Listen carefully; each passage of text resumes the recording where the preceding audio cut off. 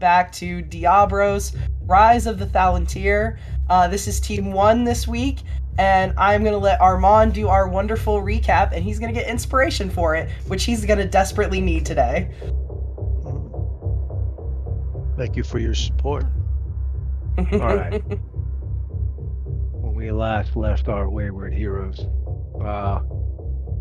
which, by the way, February 28th, everyone, that was a month ago. Figure that one out. The reconvene that talks about the 4-week hiatus. Everyone brought their experiences back in on it. I didn't record everyone's individual ones, so if at one point you guys want to jump in and talk about what each of your rest time period was, what you did, where you went, what you explored, the gambling, the fighting, the reading, the researching, the training, all the things that went down. So if you want to recap something that was heavy that you want to focus on or remember, please stop me at some point. The team had gotten their latest assignment, and as you're reconvening and recapping those stories, we find that Rose joined our group as our newest advisor, primarily because she was bored sitting up at the higher headquarters.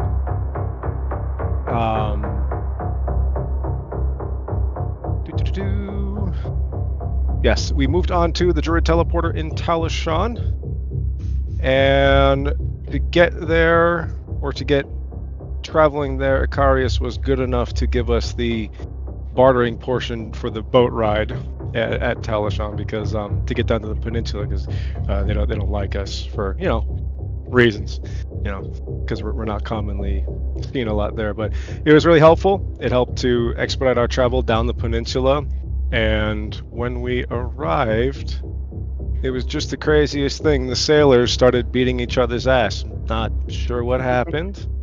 They disagreed about something, apparently. Oh, weird. Must be a cultural thing. But so we just left them to their devices and went out on our scout. We took a rest before actually getting started onto I think we went partial way into the peninsula. Took a rest, to which someone named Thel very kindly set us up with a camp. It was very pretty. His deck of cards, his house of cards camp, that did not fall down and crush anyone. It was great. It was very effective. The rest went by almost relatively uneventful. What's an owlbear? Anyways, there was no owlbear. So good spot. Icarius sends out his familiar, his companion that he loves so dearly and so deeply, to chase the owlbear off in the other direction, so we don't end up having to worry about it. Well, the next day, and again, if I miss anything during the rest and you want to cover some of that dialogue that I might have skipped over, I'm just going to kind of do the wave tops. The party ultimately the next day finds the lab, to where we all stop and rest and prep to go, and Armand just wants to do a recon. He wants to go in there and find out, maybe if I can spot some dangers ahead. So he goes in with Icarius' familiar. Oh crap, Jared, what is his name? I'm not continuing to. I know his name. I forgot. Slazarus. Thank you, Slazarus. So actually, Slazarus, in the form of many tiny animals, rats, spiders, we will both go down into this lab, which is completely undefended. It's just this research lab with a bunch of furniture. And Armand touched the furniture, which then grabbed his hand, which then tried to eat him. Yes, it was a mimic. So, miraculously, and only because they're my rolls, 2 nat 20s later, I got out. Sam asked if Armand wanted to do anything else. I'm like, no, I'm going to go find the door I used to leave and leave again. So we come back down as a party, and I'm going to say it out loud because I have it in the notes. We fight IKEA. We destroy at least 4 articles of furniture, 3 or 4 mimic articles of furniture, very successfully.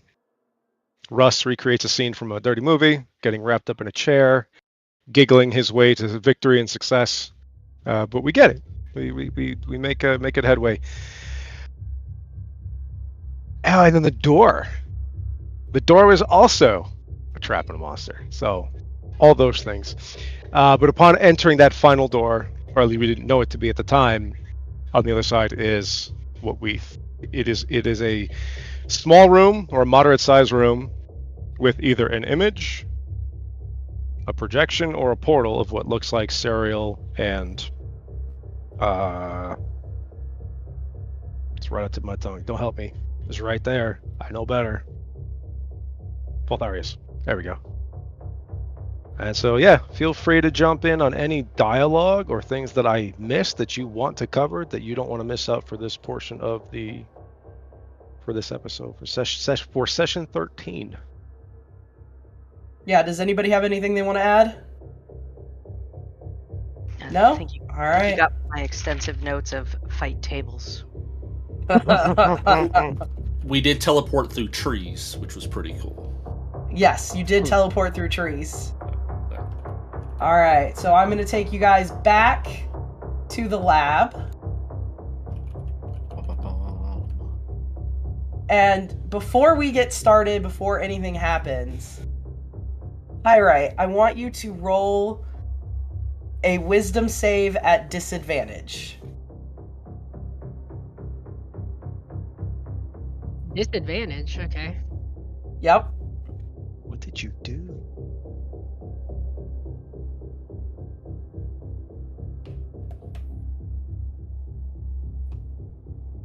You feel this tingle on the back of your neck, like you're being watched.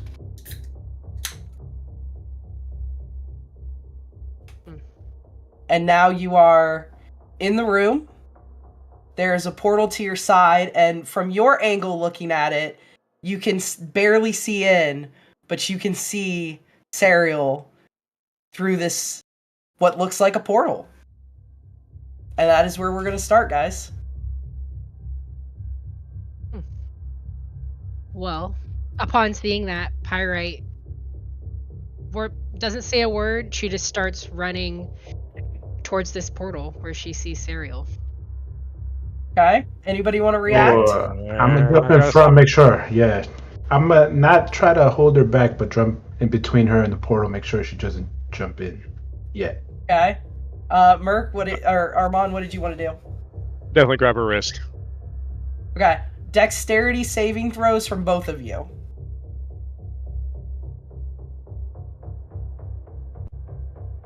I can roll it on D&D Beyond. Yeah, just let me know what you roll. 12. Okay. Sorry. Both of you Let it ride. try in your own ways to stop Pyrite from going through whatever this thing is. Russ, you go to run in front of her, and Armand, you go to grab her wrist, and though she's not, like, sprinting, she's moving quick enough that, like, your hand just doesn't manage to grab hold of her wrist, and Russ, she sees you and just pivots immediately, and straight through the gate she goes. I assume you go through the gate? Yeah, she sees Russ and Armand try and get in her way, and she just kind of eludes them and says, "Get out of my way! Serial is right there. She's right there." And she gestures towards the portal, and then she's just gonna run through it. Okay. Or try to run through it. You run through the portal, and everything fades to black for you. Everybody else, what are you doing? You were too slow, Armand. You don't want to talk. Yeah. Is she? We look as we're arguing. You look towards the portal. Can we see her? Is she on that other side? She is not on the other side yet. Oh. Magic. Not my thing. Belle, it ate her. I step on through the door and look and and what am I kind of like sensing off of like this image that's in front of me? Am I Roll an Arcana check? Arcana? Let's see.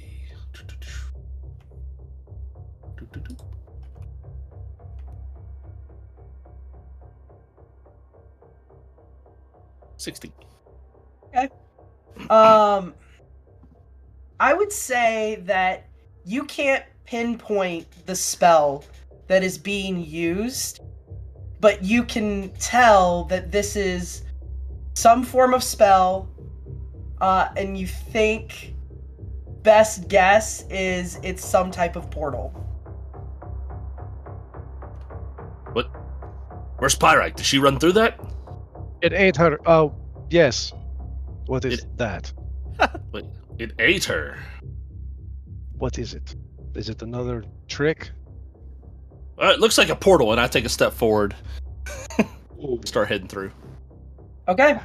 You head through, everything fades. Nobody's gonna Black? grab me? Okay. We See how it trust is? you. You seem to trust know what you. it is. It's a portal. That's too many Everything already. fades to black, and around the time that you walk in, Pyrite, you appear on the other side. I'm not going to tell you what you see yet. Oh, he was right. There she is. Oh, okay. I hate this. I trust him. And he walks through. Okay, That was your first mistake. Russ, what are you doing? Now, to be fair, you and Armand and Thel, when you called for them, are the only ones that know that this portal is in here and people are walking through it. The rest of your party is just hanging out there with no knowledge of what's going on. See, Scrum, is Icky out there too? Yeah, he's out in the first room. Lads! They've gone through the portal. As all I'm gonna yell out as I run through. Scrub! I guess I'm running through. Why? Oh, it says the game is paused. Oh, here, my bad. There you go. Okay, I was trying to run through. I'm running through. Alright. Icky, are you following your companions? Yeah, before he goes through, he's gonna take out a little crossbow bolt and he's gonna leave like half of it sticking through the portal. And then he's gonna step through. Alright. Then you guys all step through, everything goes to black, and one by one, you appear in this almost unrealistic version of Deabros. It looks like Deabros, but with these fantastical colors and this ground that swirls upwards into a spiral, and at the top of that you can see what appears to be some kind of magic prison with a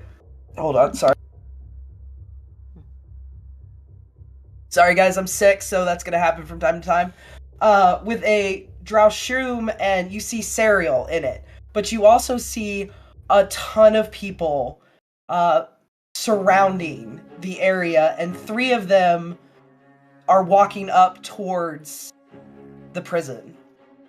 Pyrite, you were the first one through. What do you do? She turns to the team. She's like, "Oh, great, you guys showed up. Serial is there. Do you see her?"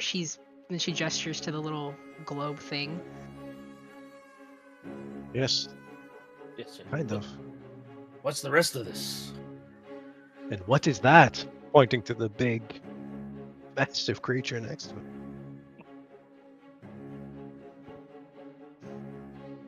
Is that a cousin Phil?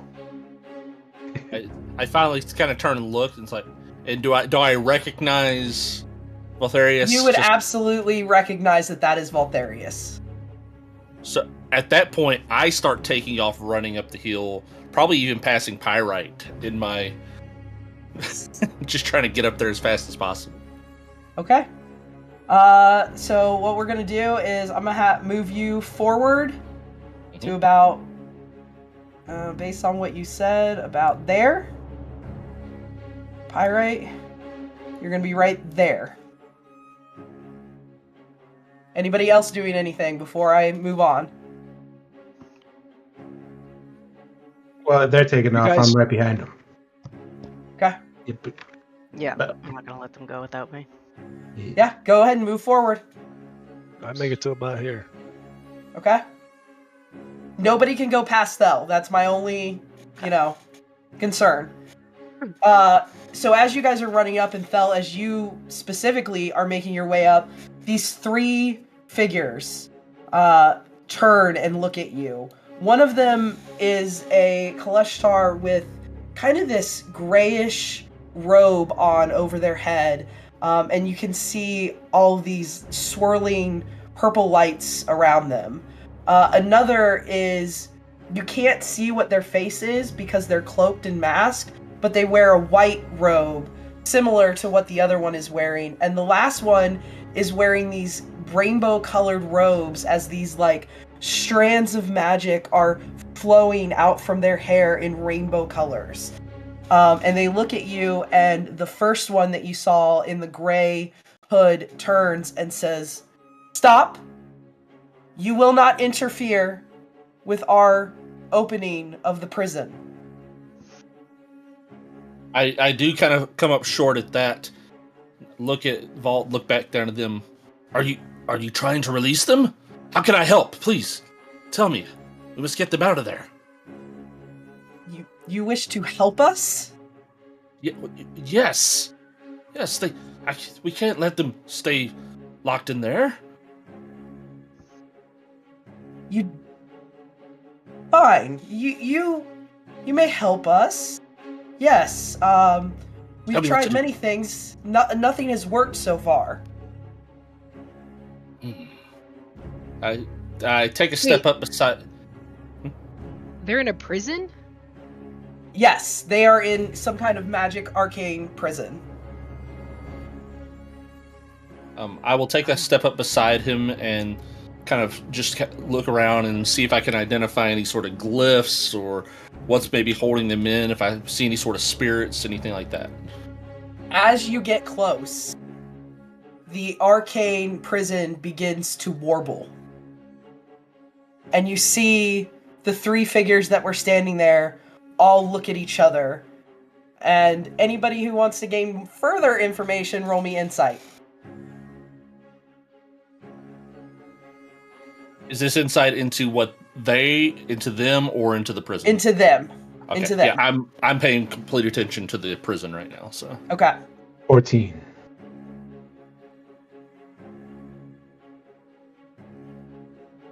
10. Okay. Alright, so Icky, you notice as they're looking between each other that there's this shock that goes over their faces, as if this hasn't happened before.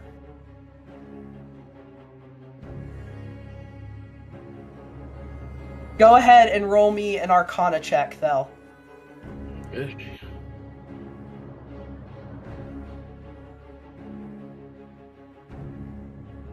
Level 16.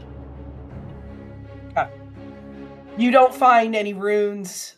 You don't find anything on the prison itself, but you feel the magic resonating in you. You feel it pulling you, drawing you closer, as if it needs you. I'm just gonna slowly start approaching it, even possibly passing them if they're letting me or not on there, and just kind of slowly like lifting my hand up, just trying to see what I feel without touching. Okay. As you move forward, you get to about here. The warbling continues. It gets greater and greater, and this one that's next to you stops you, the one in the white robe. It says, "Before you open this, let us be clear. We will be taking possession of the Draushum. You may have the girl, but the Draushum is ours." He says that, I kind of pull my hand back. You see the warbling go away a little bit. What do you need with my ancestor? Why are you taking him? We need his power. We need his abilities. We need to find a way to protect people. Protect people? What? You would steal his power to try to do that? Why do you need it? To protect others? He would never harm anyone. Look at the way that this world has gone. Look at what he himself did once. His powers are tremendous. With those powers, we could protect our people from the heinous actions that happen in Deabros every day. And Icarius, you feel a twinge in your neck, and you hear Honor say, yes, they're right about his power.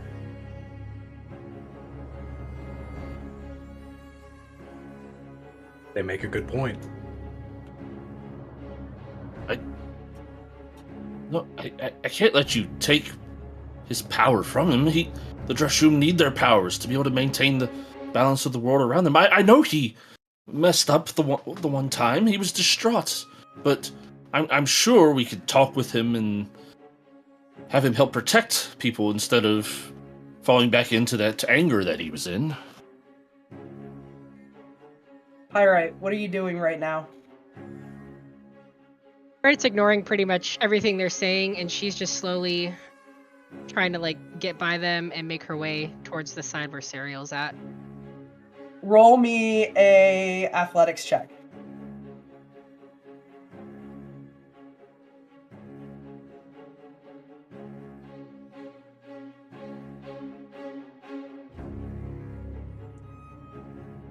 You try so hard to get by them and up this spiral landmass, and you cannot find footing to save your life to get up this spiral landmass. You could try using your rapier to dig in and pull up if you wanted to, but you will risk destroying your rapier.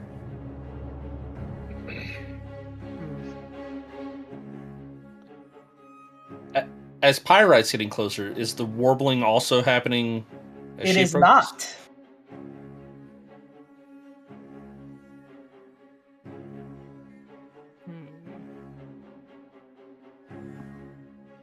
Hold on, I'm trying to figure out. I thought I had an ability where, if I rolled really low, I could roll again on one of those checks.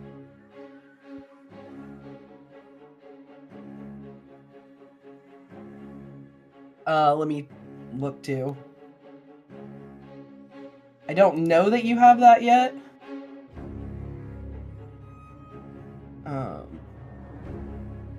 Let us see.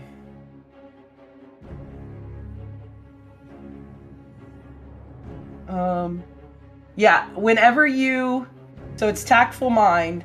When you fail an ability check, you can expend a use of your second wind to push yourself towards success. Rather than regaining hit points, you roll a d10 and add the number rolled to the ability check, potentially turning it into a success. If the check still fails, this use of second wind isn't expended. Okay, so I just roll a d10? Yep, but it means you're using one of your second winds. That's fine. Okay. She's gunning for it.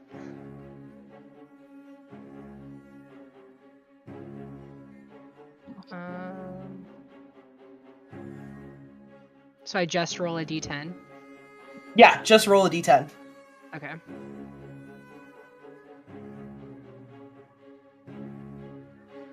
Okay?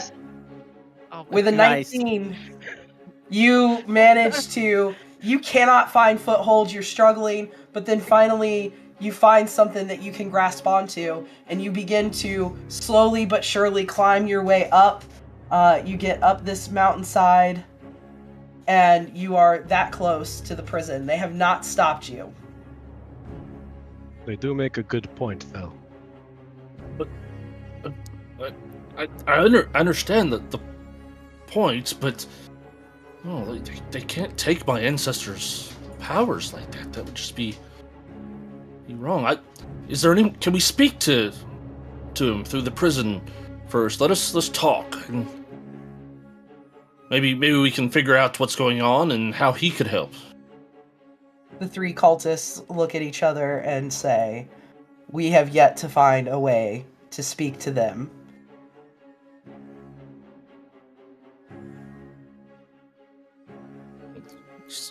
I could try. Although I know what happened last time I tried to speak to Samuel. But they're here. Points to the bubble. They are here. Well, you clearly have an effect on this barrier. Perhaps if you get closer, you can affect it enough to communicate with him. Possibly, but I want your word that you won't do anything to Valtharius until we've had a chance to talk to him.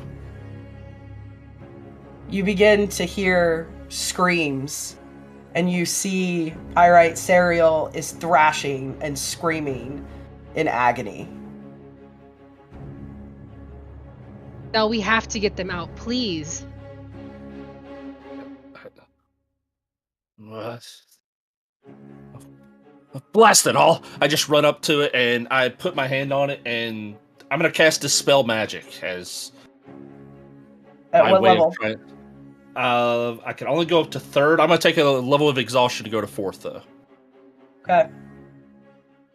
You cast Dispel Magic. Roll. Man. What is it? An Arcana check whenever you're going above the level?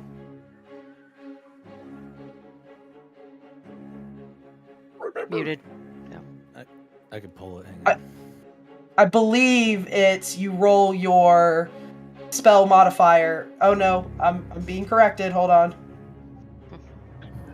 Spellcasting ability check. Sounds like an Andrew. Like a spell attack, or just with the modifier? I think it's just the modifier. We can always add the attack back on, or the proficiency back on. Yeah, it would just be an additional +3 to whatever Nice. that is. Tear down these walls! You run up, you throw your hand into the prison, you throw your other hand up, and you proceed to feel the warble, the prison is breaking. It begins to disintegrate, and suddenly it just breaks into a million pieces.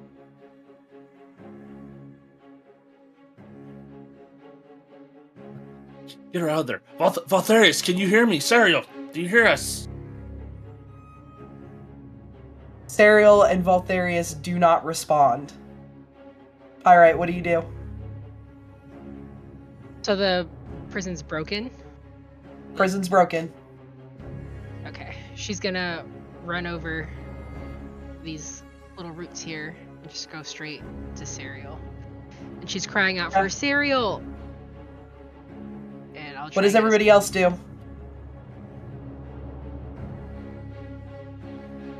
Icky has his hands on his weapons, watching these three. Okay. That's my vibe, boss, so I'm staying behind these leads. Okay. So my right here, crossbows, eyes on these 3, and then waiting to see what Thel will do. Yep, following Thel right here. Okay. Alright, as you reach out and touch Serial, you see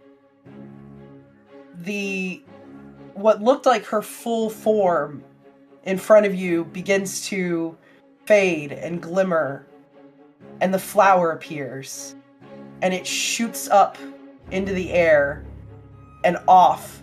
And Serial, if you wouldn't mind turning on your camera. Sure.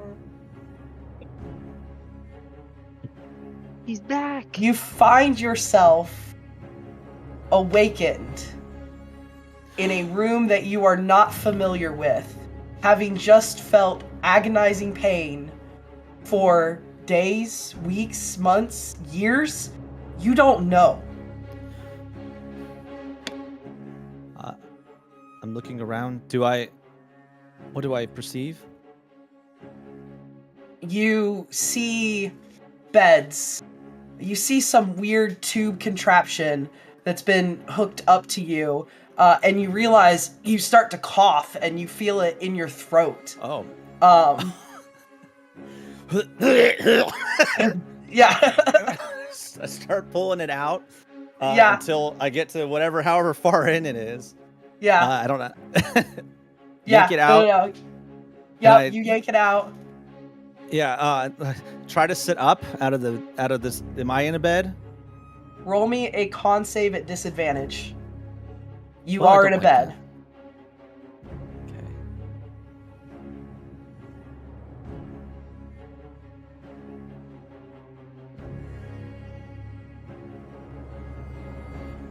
Hang on. Apparently, I don't remember how the hell to do this.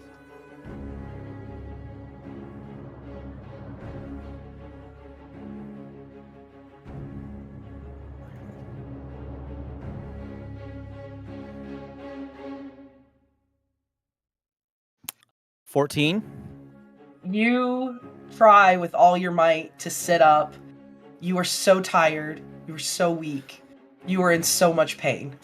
All right, I'm gonna try to shout out. Can I shout out? Yeah, you can shout out. Help! Help! Help me! As you yell, "Help me," you see an old man stand up from the bed that was next to you and, "Oh, Kanan will be so excited their friend is awake. I should go tell the others." And he runs. What?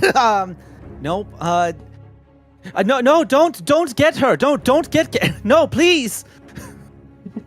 And he runs off, and we snap back over to the rest of the group. Valtharius lays there. He's panting. He's clearly in pain. He goes to try to stand, and he has no ability or will or power. And the three members look at you, and they say, "We will take him now. We will find a way to use his power for the betterment of everyone. And you will leave this place." No, you can't take him. He's weakened. We're gonna talk to him first. We need to figure out what's wrong. And no, you can't take his power like this. No. Grandfather, wake up. Come on. He struggles. And I'm gonna do my I'm gonna do my Twilight Protection inspiration. Okay. Grandmother needs you. Ness is waiting for you out there, and just giving him, trying to remove any charm, frightening, and give him some temporary hit points to help him out. Okay. And for my inspiration is a D8, I think. Let me just double check on it. Can I do lay on hands as well? You sure can. I'll give him 10 hit points. And he gets 4 temporary ones from me. Okay. I'm more hoping that Got it. hearing about grandmother will. He looks at you and whines again in pain. You've done something, but clearly whatever is going on is going to take a lot of time. He's been in here a really long time.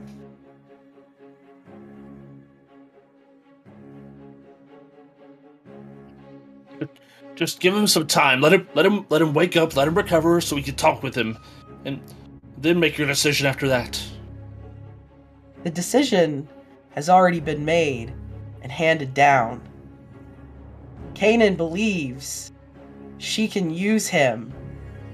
We just have to run some tests. And her tests are always successful. So we will be taking him now. No. Leave or die. I gotta eyeball everyone else around me. Icky attacks. All right. As soon as man, come on, Icky! I wanted to blast him. You still can. So what what we'll do is in a second, we're going to go on break. I'm going to have everybody roll their initiative while we're on break. When we come back, we will roll straight into combat, and we will let two of you get attacks off immediately before combat officially begins. So, Liz, if you wouldn't mind putting us on break, and I will set up the combat.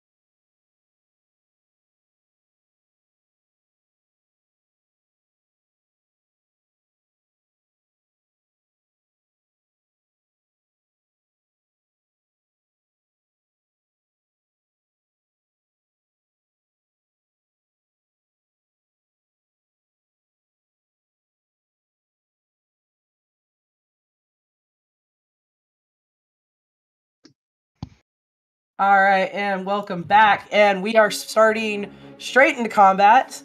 And at the top of the round, it's going to be Russ. So, Russ, what you got for me? I was thinking, because there's a wise move, but then there's the Russ move. Yeah? I'm gonna do the Russ move. Okay. And snuggle in right in there. Oh, jeez. That's where I'm going. Some hugs. Who was doing most of the talking? This one? They were actually all talking simultaneously. It was a little bit weird. I am now creeped out. I regret my decision. I don't regret your decision. But I think I'm gonna hit the one that's up front here. This one. Okay. Go for it. Oh God. Attack.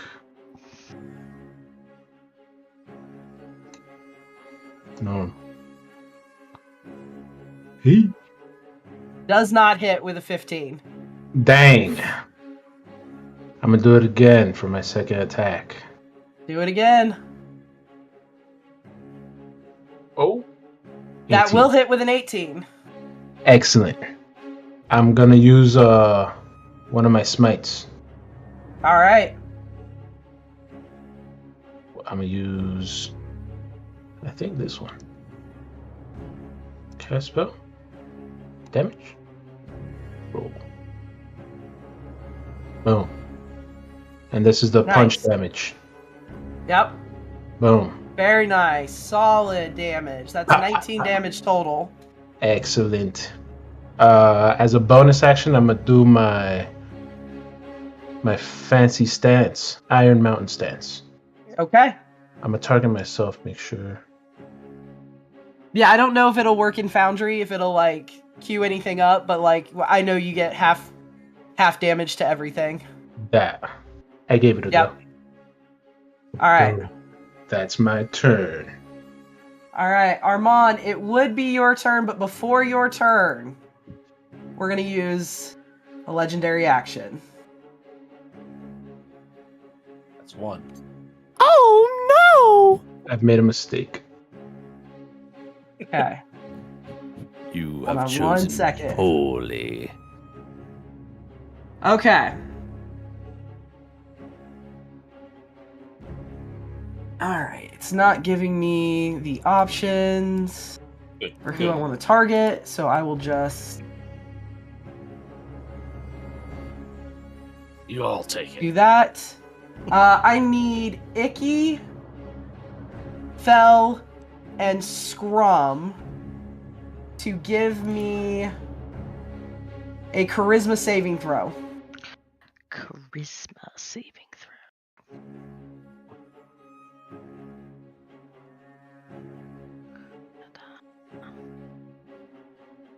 Okay.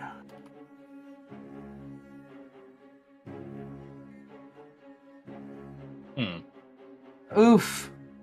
Scrum and Thel, you are now charmed. Wow.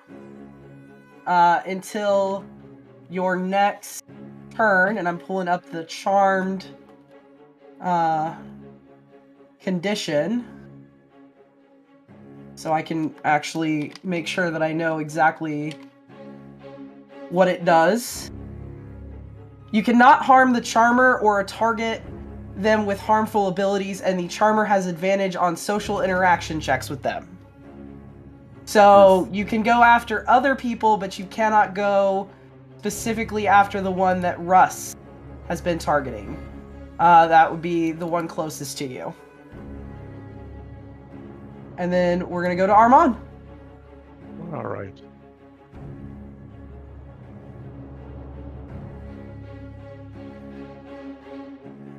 We do a steady aim, take advantage, and fire at the other target. This one. Okay.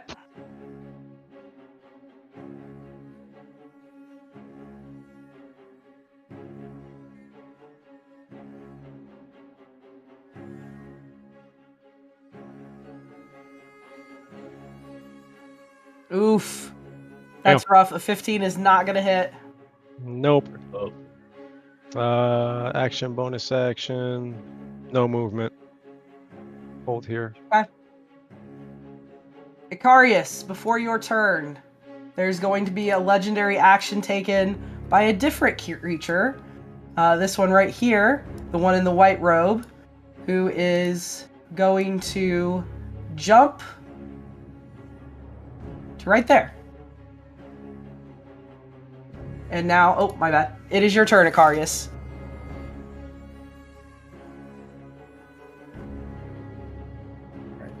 Shifty lad.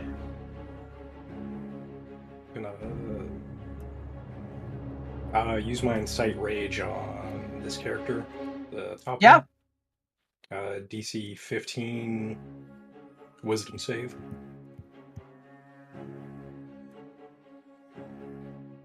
They fail. Okay.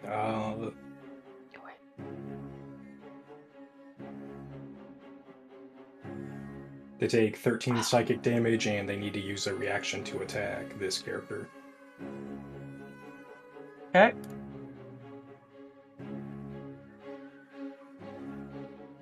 And then the one that's right next to him? Yep. Okay. Gonna use the reaction to do that. Normal attack. A 22 is gonna hit.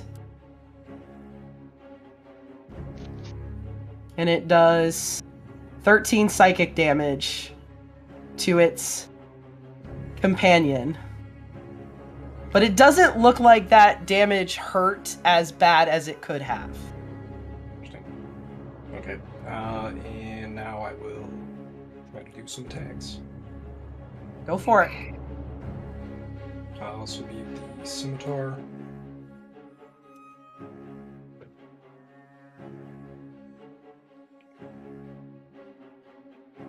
$18 hits. I'll use the mastery to attack with the short sword as part of the same action. Okay. Nat 20 is definitely going to do it. Nice. Hell yeah. Okay, 9 damage for the first one. Jeez, 15 damage for the second one. You took a good chunk out.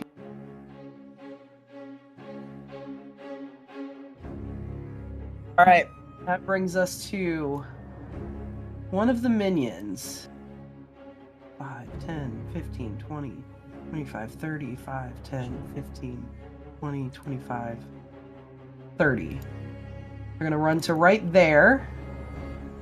And they are going to hit Pyrite with a spell attack.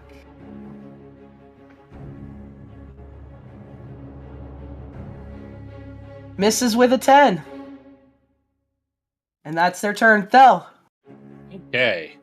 I'm going to first dredge into the depths of my memory to determine my tail as my bonus action. Okay. Where's it at? In here.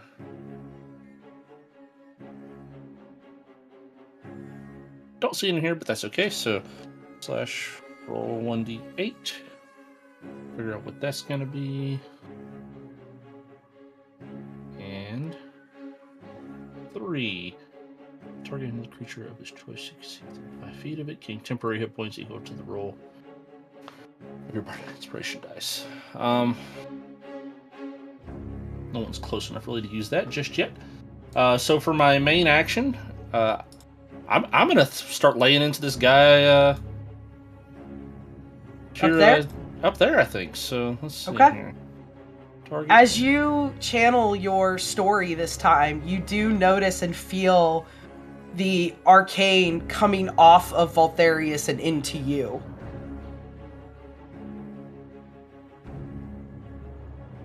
You know the power of my grandfather. I'm going to spectral card that guy up there. Let's see here. Is it here? Yep, there it is. Attack. Yep. Normal. 15 is not going to do it. How does it look when you throw out this spectral card?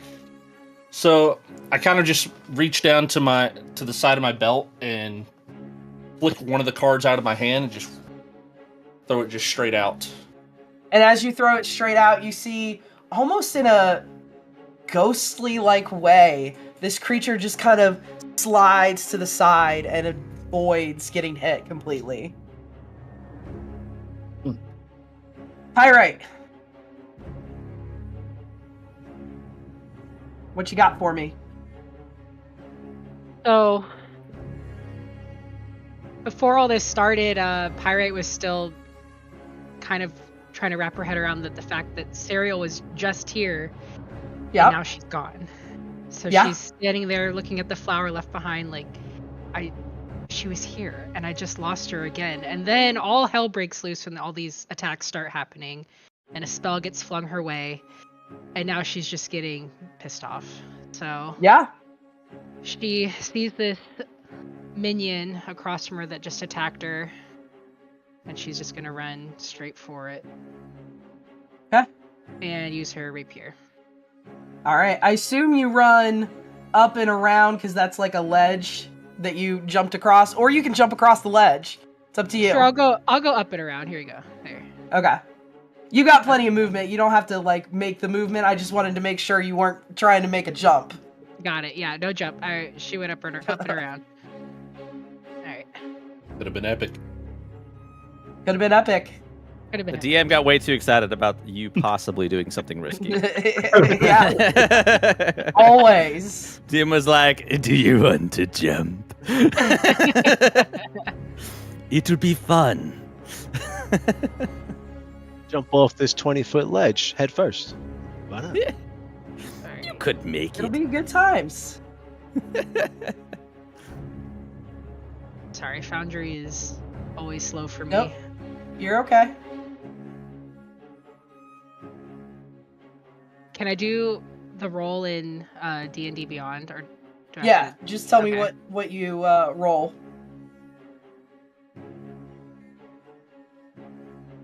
Oh wait, hold on. I did it wrong. It's an 11. Does not hit. You are still so like, where did she go? She was just here. I had her within my grasp, and now she's gone again. As you swing your sword, and you can't focus. They were talking about your mom and what she has to do with this. You don't have any clue. And you miss with your first attack. She just curses under her breath and goes for another hit. Yeah, go for that second attack. It's a 20. That'll hit. Roll your damage. Damage is 9. Okay. Alright. Anything else from Pyrite? No, I'll end it there. Alright. Hell yeah. That's gonna bring us to Scrum. Okay, I'm going to move down here. Okay. And attack the southern one since I can't attack the other one, right? Okay. Are you raging? I am going to be raging. I'm gonna hit with the Great Axe of Warning. Oh, it didn't attack. I just, advantage because they're surrounded. Yeah, definitely advantage. Okay. Nice, 23 hits. And I'm gonna use Savage Attacker to roll my damage twice and take the higher one. Okay. Let's see. I'll just do it. See if it'll let me do it this way. Normal and then normal. Did it roll it again? Did it not roll it again? No, it didn't roll it again. So my damage is what? So your first roll was a 4. Yeah, I'm just trying to. I have to look at my stats to see what to type out to roll that again. If it's not gonna let me. Just roll a d12, and I've already, because you're missing your rage bonus, so Okay. I know what all to add. Okay, all right. Is that it? Huh? No. No.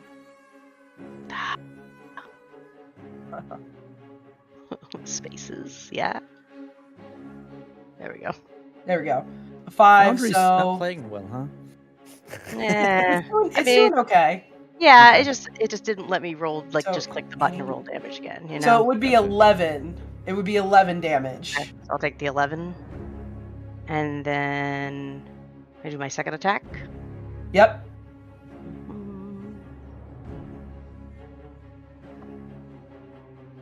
Oof.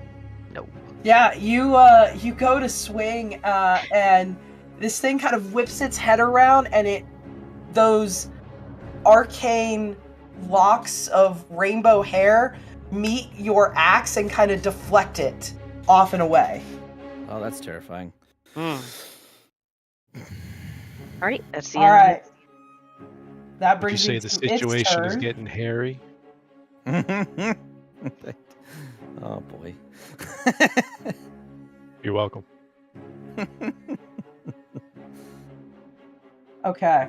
As a bonus action, this one that you guys have been attacking is going to disappear and reappear down here.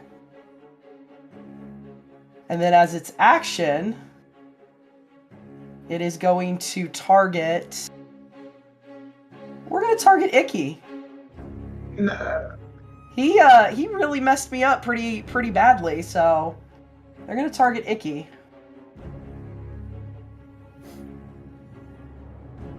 Normal attack. 18 hits. Okay. Damage. So that's 12 damage, and I need a DC 15 Wisdom save from you.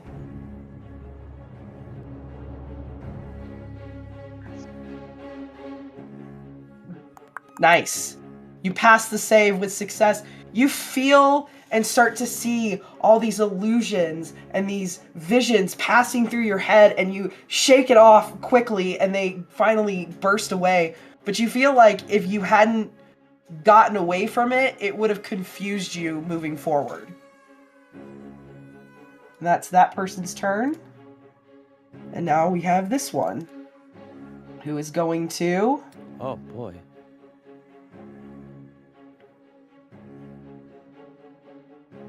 I need...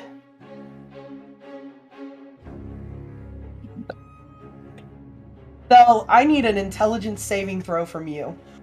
Okay. Not that smart.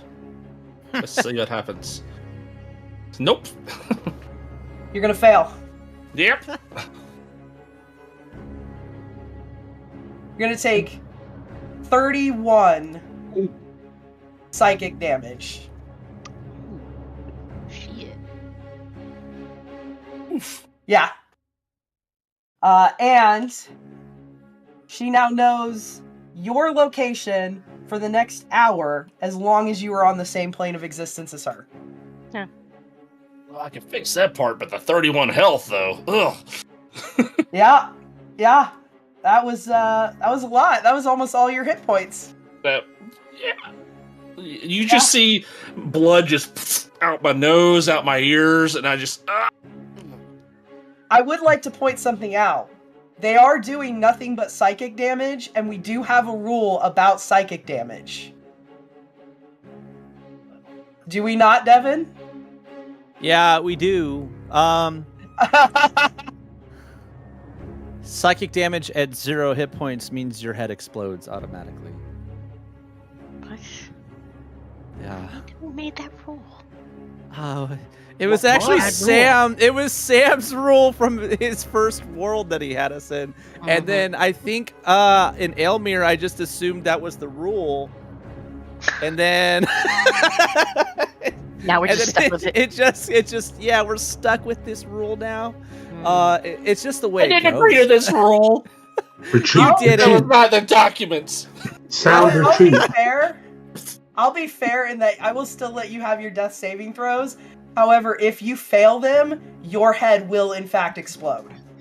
So just know that going into it. Thanks. Okay?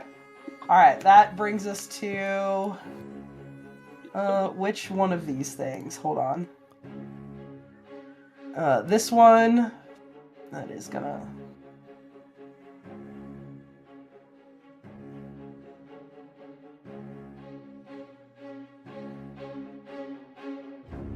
It's gonna move there.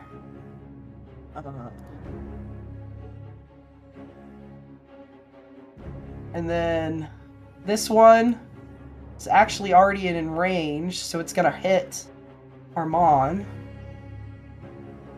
Oh, hello.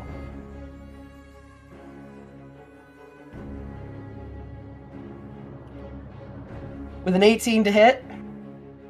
Oh, yes.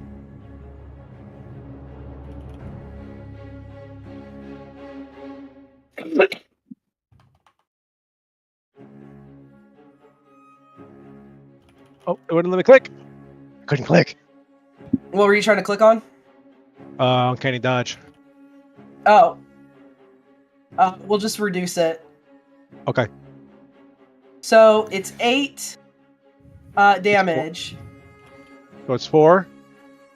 So it's 4, And and then I believe it's halved again, right? And then it's 2. Yep. Yes. Okay. So 2 Ow, damage to you. Stop doing damage. Ow. All right, and then that brings me to this one. There we go.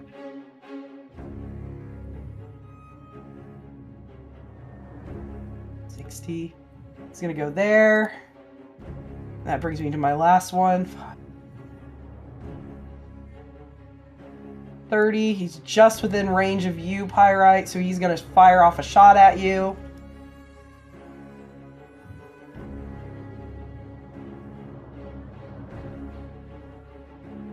$10 is not gonna do it, as the bolt just flies right past your head. Serial. Yeah. Okay. Would you say, DM, that I am terrified? Or maybe even Absolutely. scared? Okay. Absolutely. Then I would have to take a wisdom saving throw, correct? Yes, you would. Okay. How wonderful. God damn it.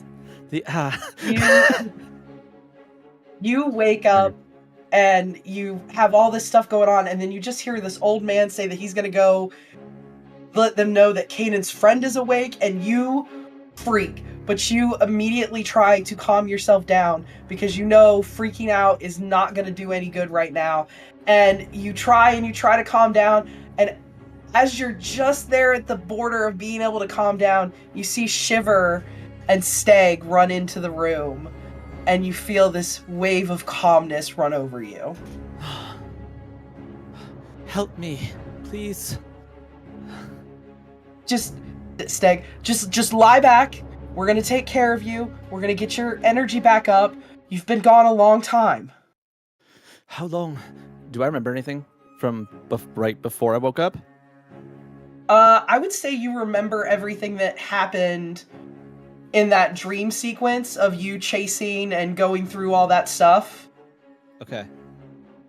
But that's all you remember. Okay. I don't know. My head is pounding. I feel like I can't. I don't know. I just feel very weak and thirsty. And where is everyone? Where's Pyrite? They went to find you. It's been months.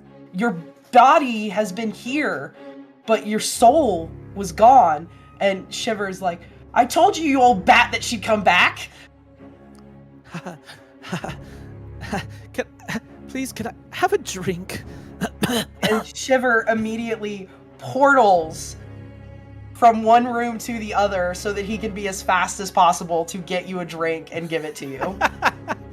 Thank you. If I can, I will attempt ascending to Pyrite. You can sure try. Okay. It's gonna be quick. It's gonna be, where are you? I'm in the clinic with Steg and Shiver. Where are you? Roll a D100. Oh boy.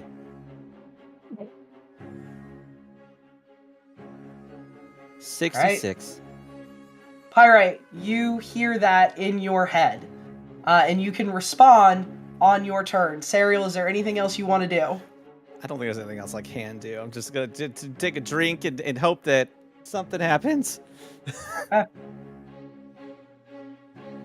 Baltharius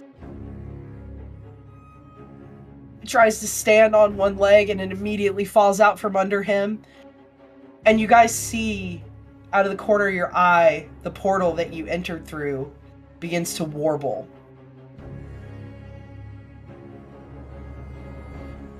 And that's going to bring me to my last enemy, who is going to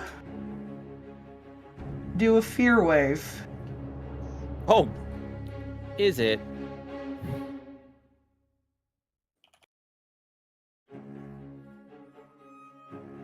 Why did you say it like that? Fantastic. I can hit...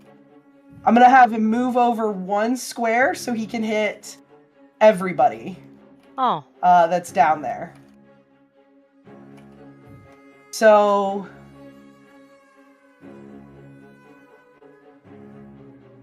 I need saving throws from Fel, Scrum, Russ, and Icarius. Give me just a second and I'll tell you what you're throwing for. Wisdom saving throw.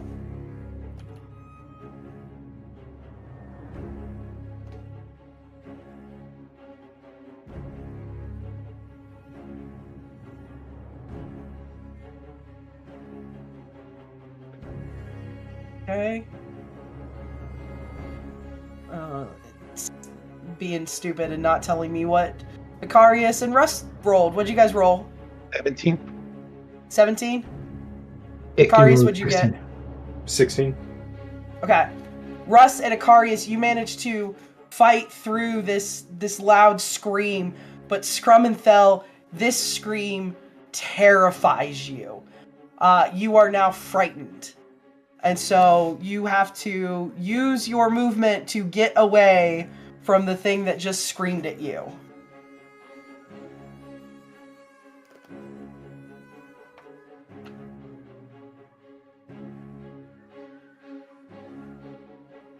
It's this one right here.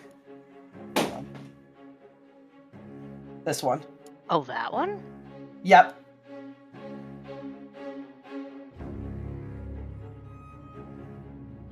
And do we use it now or at our turn? Yeah. Run now.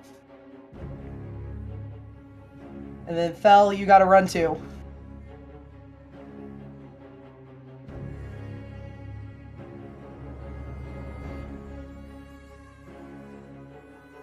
And as you run away, you kind of shake your head and you're like, wait a second, I'm in a fight. Like this can't be happening. I gotta fight. And you feel the fear kind of dissipate from you.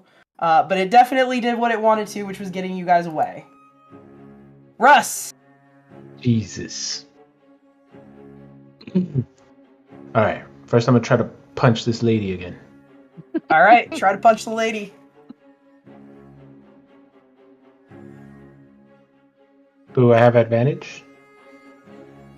No, not in this case, because she's up one. You guys both need to be up one square to get advantage. Damn it. And I got my fancy stance, so I can't move. You can move now because it's the beginning of a new turn. Oh. But that hits. I just hit. Yeah. Alright, I'm gonna roll damage for this one. And I think I'm gonna try and do a stunning strike as well. Alright. Go for it. Did it prompt you? It's a con save, no, I think. But I'm rolling it now. Passes with a 16. Darn it. Alright. Second attack. Go for it. Oh, it's because I don't think I had you targeted. Whoops. That's alright.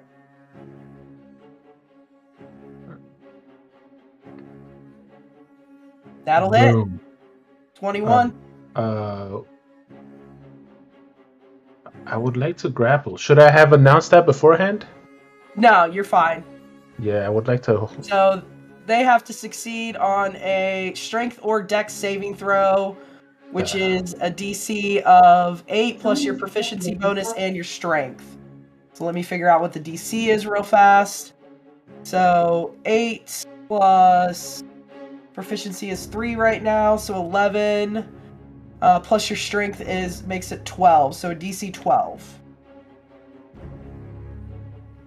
And it is going to do a dex-based one. Doesn't manage to do it with a 5, it is grappled. Excellent. Alright. Now, what's the rules for dragging her? It says you can either push it 5 feet away or cause it to have the prone condition when you do the shove instead of grapple. Alright, I'm pushing her off the edge of this cliff. Okay. So you push her into that little... Oh, this way. I'm Baldur's assuming. Gate 3-isms. Alright, she falls probably about 20 feet. She falls about 20 feet, so that's how much fall damage? 2d6? It's 1d6 per 10 feet. Yeah, so 2d6. She takes 3 whole fall damage. You're in a hole, loser.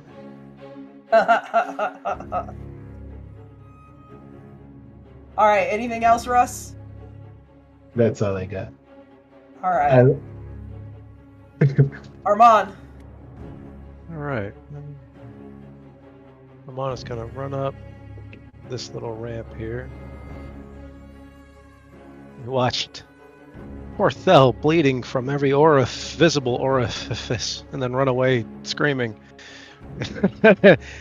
Take another shot at this Nightblade thing. This thing with the sword and the shield that's zipping around and yelling at people, apparently. Okay.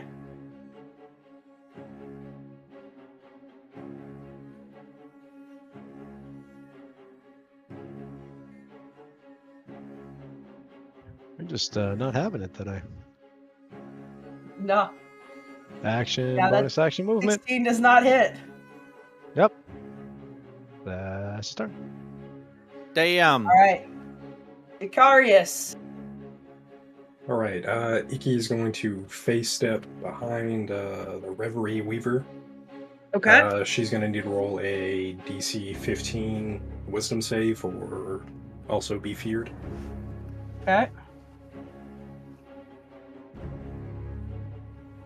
She fails with advantage, gets an 8.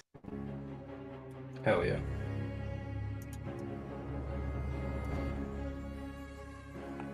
Alright, so she is now feared of me, and I'm going to attack.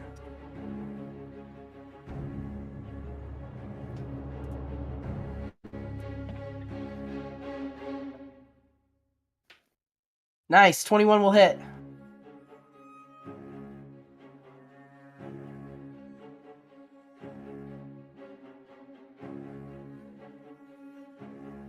$16 will hit.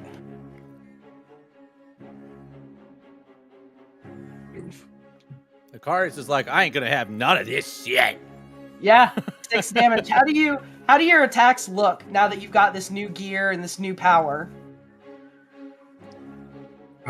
So he looks like he's almost going into a little bit of a frenzy with his attacks. Before, he was probably more restrained. He's being very aggressive now. Noticeably more aggressive. Like, are you enjoying the aggression though, or are you just like focused on it, like teeth bare? Are you like menacingly like smiling with like splashes of blood on your face? Like, I think he's losing himself a little bit. He's not present enough to feel joy. Yeah, that's If that makes fair. sense. No, that makes perfect sense. All right. That's going to bring us to the one next to Pyrite's turn, but before that happens...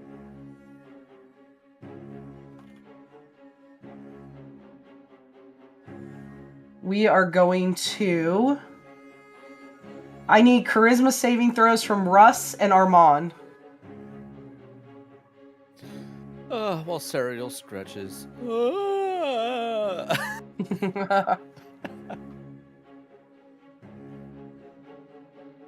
Lovely nap. Hell yeah, with a nat 20.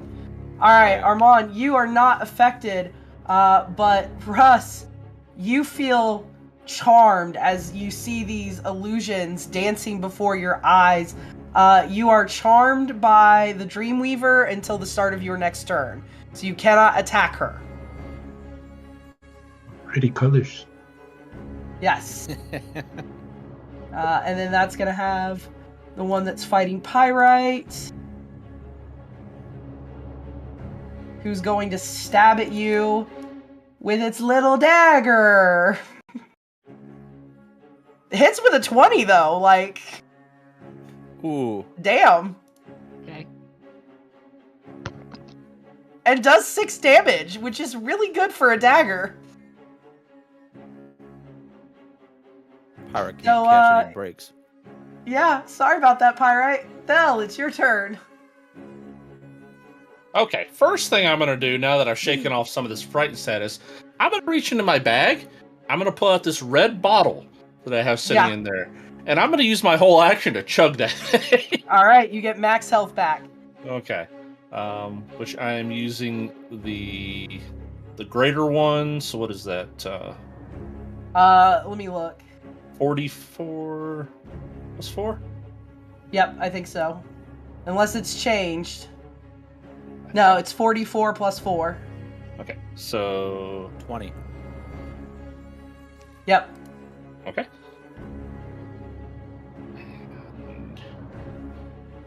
How do I do that one here? I can add the 20 to you. Perfect. Okay. As I chug that, wipe the Kool-Aid off my lips because it was delicious. 24. That's still not enough. Oh yeah. I am then gonna look up the hill and I see Bat kind of like being a bit weary, and I'm going to channel the spirit of Nyx, his Twilight Protection, and say, just snap my fingers into the air. Bat, snap out of it! And you are going to gain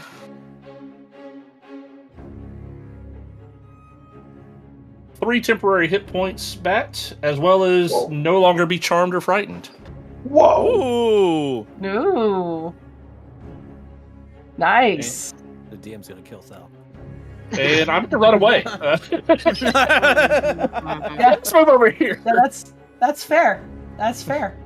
Anything else? Maybe not that far. Let's go over here. There we go. Too close to the other guy. No, that should do it for me. All right, Pyrite, it's gonna be your turn, but before it is your turn,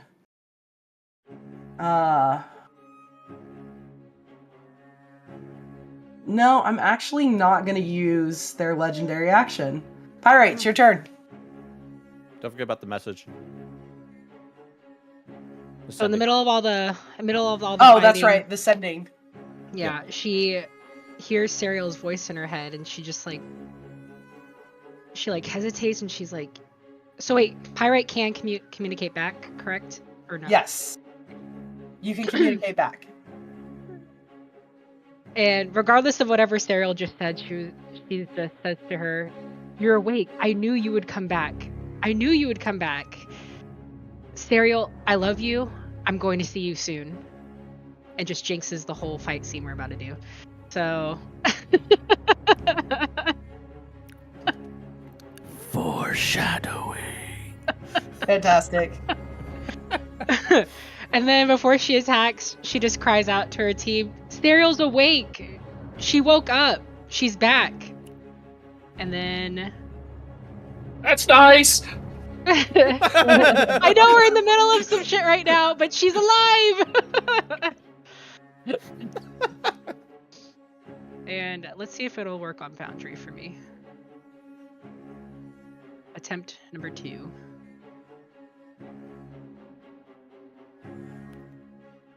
And she's gonna go in with her rapier.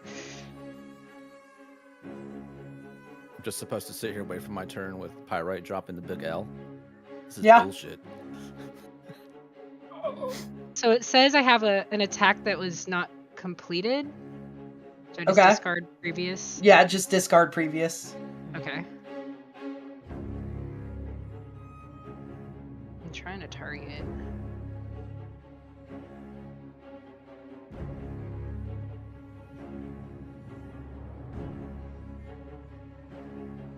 Okay, yeah, it's not doing it for me. So I'm just gonna go on D&D Beyond again. It doesn't. If you look at your chat log where it says the rapier, is there a button on there that says attack? Oh, you're right. It's right there. Yeah. Okay. Yeah.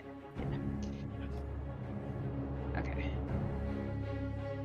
So because I hit this target with my rapier last time, it says I get to roll with advantage. With advantage, yep. That is a nat 20. You're about to take this bitch out. Oh yeah. Andrew. So does that mean I get to roll a crit or no? Yep, roll crit. Shoo! Yeah, you decimate this thing.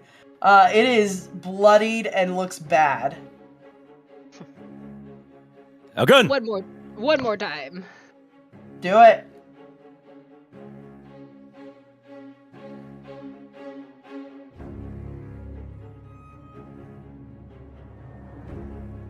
Woohoo! Nice, solid hit. 24.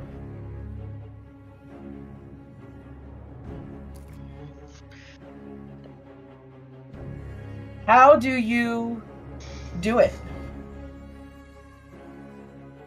Alright, just plunges her sword straight through this thing. Killing it? Killing it. Okay. You plunge your sword straight through its heart. It collapses to the ground, and as it does, its hood falls, and you see a Kalashtar before you. This was a person. Ooh. Anyways, anything else, Pyrite? She just like carefully covers the face. No. Oh yeah, she like just carefully covers the face back up. It's like a broken vase. Ooh. Oh.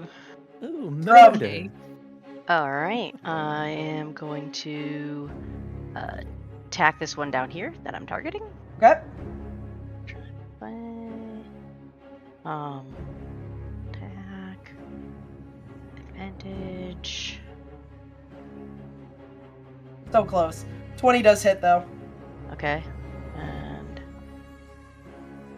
advantage.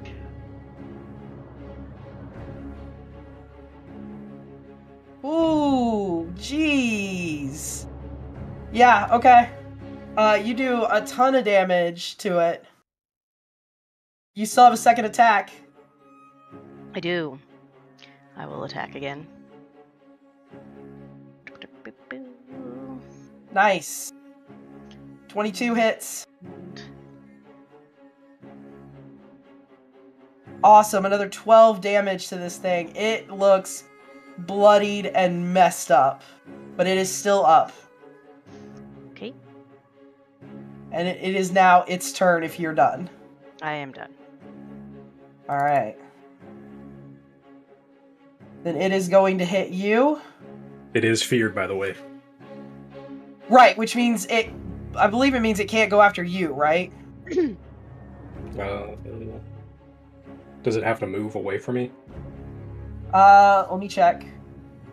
I should worry about the fear. Disadvantage on ability checks and attack rolls while the source of its fear is within line of sight. Oh, okay, gotcha. And it can't willingly move closer. So it is going to... It's going to invoke an attack of opportunity. Actually, no, it's just going to turn its back on you and it's going to fire at Pyrite. Or not Pyrite, but Scrum.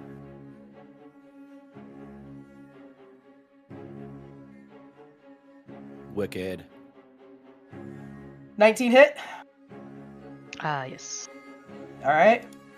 And it's going to be 21 psychic damage, which I believe you take all of because you're not the bear totem barbarian. Okay. So, a big, just, this vision enters your head, and you are suddenly losing yourself in hallucinations. Give me a wisdom saving throw.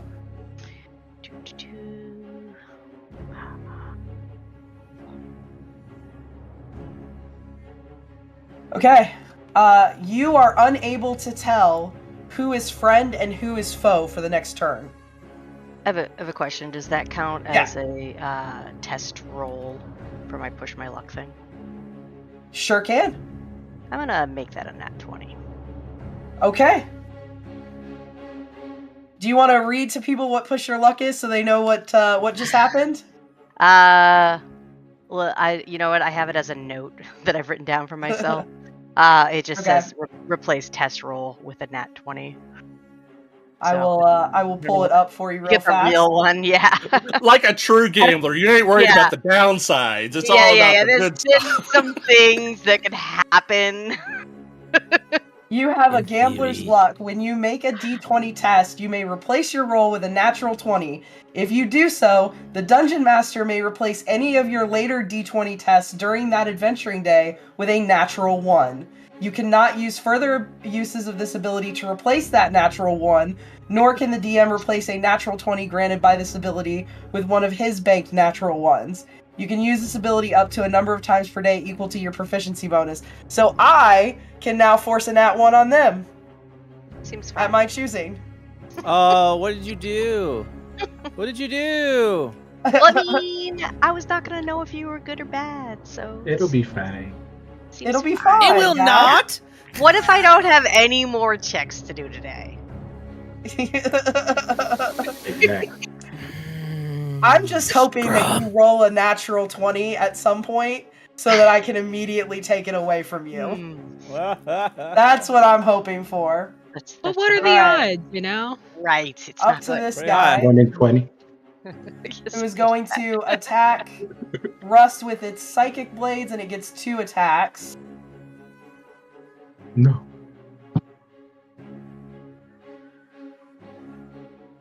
Alright. Psychic blades, first attack, normal. 19's gonna hit. Yes.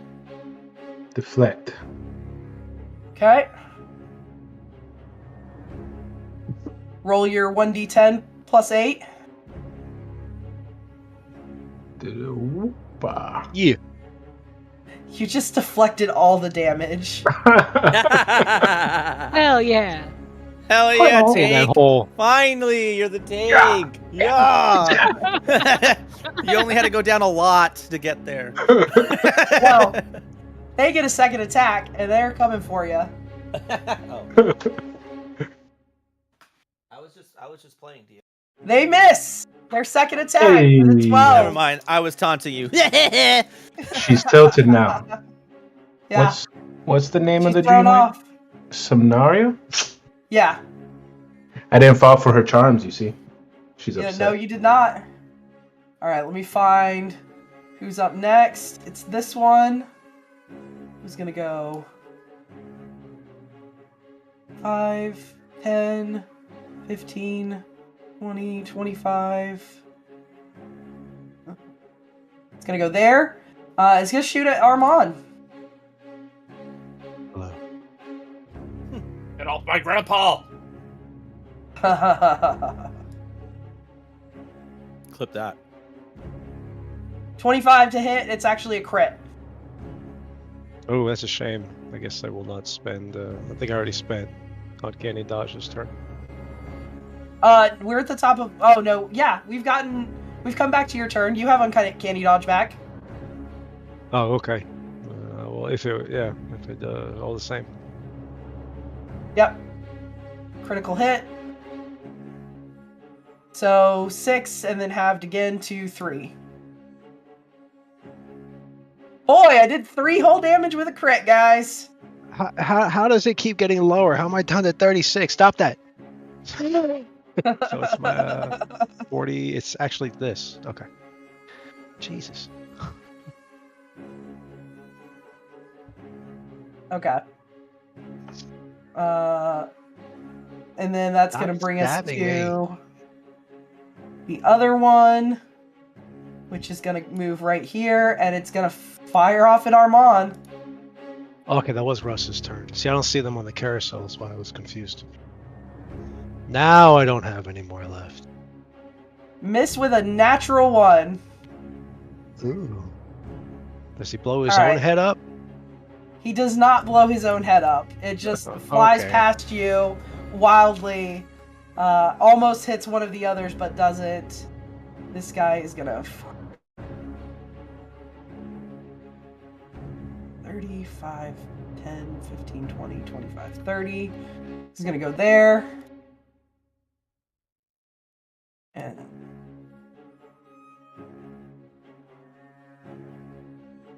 he's gonna come up to you, Pyrite. And he's gonna hit you with his little dagger. Misses with a 14, but he's keeping you out of the main fight, so that's what matters.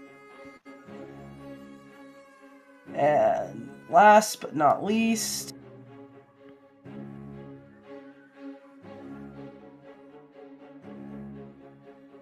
we're gonna bring him there.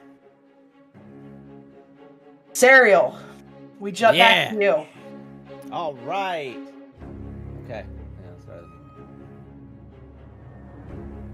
All right. Okay. What's going on with You've just received the message from Pyrite. Okay. I'm guessing I still can't really move though, right?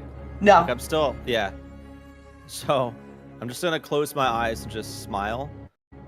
And then I'm gonna say out loud, probably with like Shiver right there, which is probably pretty awkward. Probably with like the drink, like near me. Yeah. I love you too. Aww. Shiver just kind of stares at you awkwardly, not really sure what to say, and then finally, yes, Serial, I love you too. No, Pyrite. Oh, of course! That makes way more sense.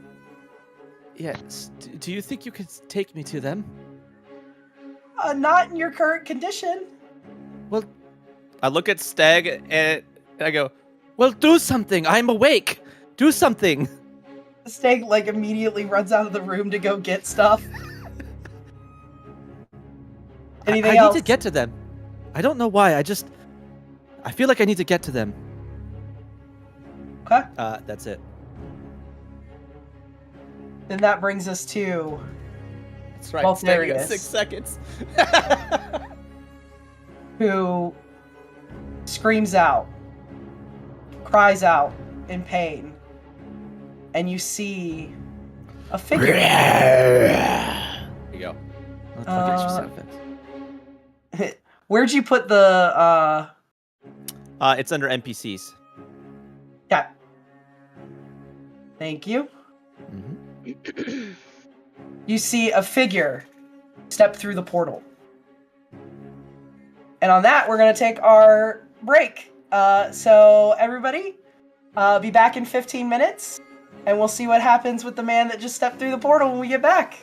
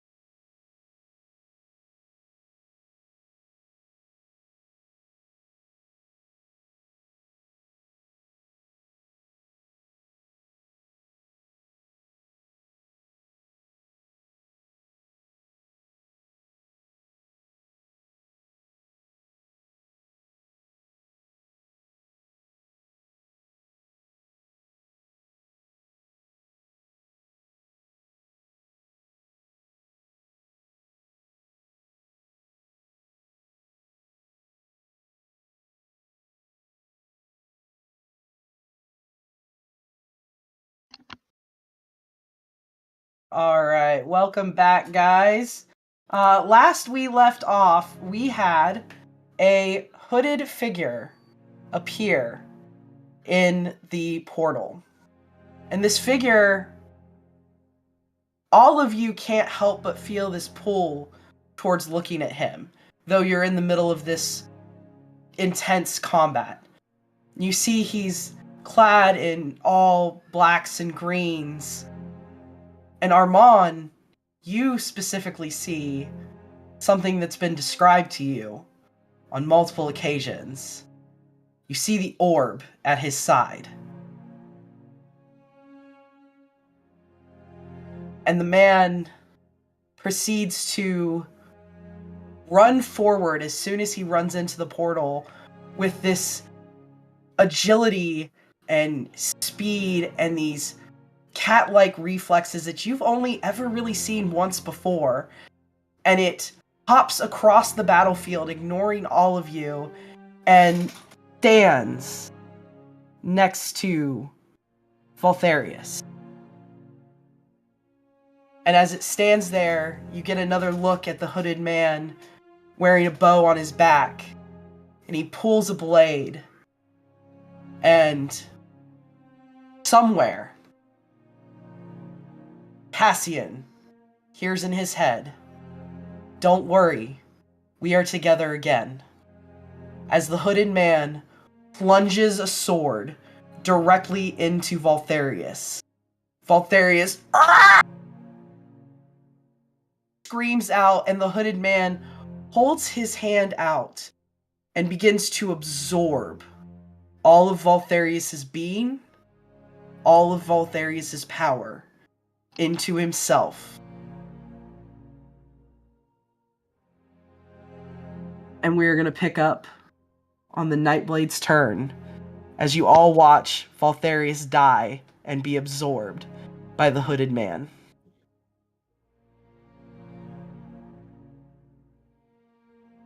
I All would right. like to rage.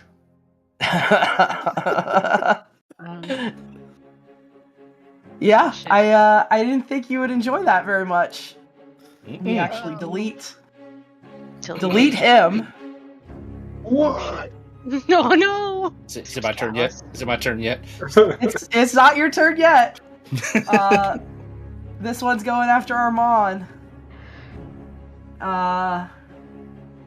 It's gonna hit with its psychic longsword. It's gonna make 2 attacks. First one's not gonna hit with a 10. Gonna attack again. It's gonna hit with an 18. Alright, I cannot use it this time.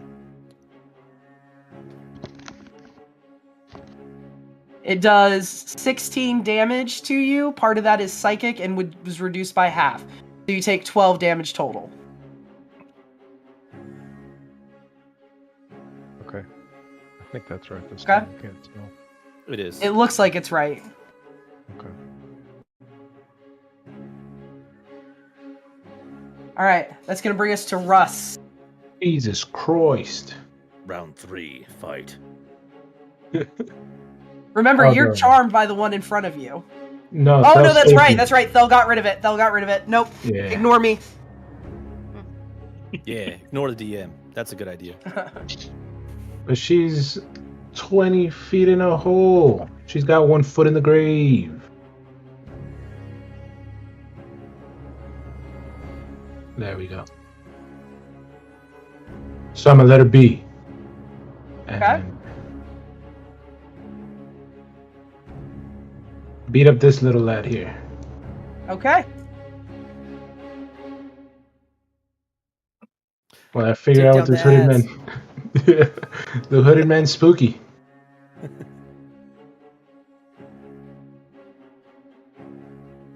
Okay. Go for it. Yeah, it's giving me a bunch of options. Oh. Boom. Dang. Not gonna do it with an 11. Not gonna do it. The second attack. Alright, second attack. Guys! Dang! Not gonna do it with a 12. Exactly. That's You're my not here. turn. I'm gonna sit here. Are you gonna use your stance, or are you? I only have one more use of it, so no, not right now. Okay. Armand. Let's see what we got.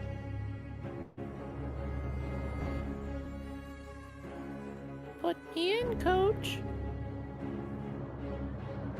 There we go. 22 hits. Hell yeah! There we go. So I'm gonna go ahead and do a sacrifice sneak attack, cunning strike to knock his ass over. Okay.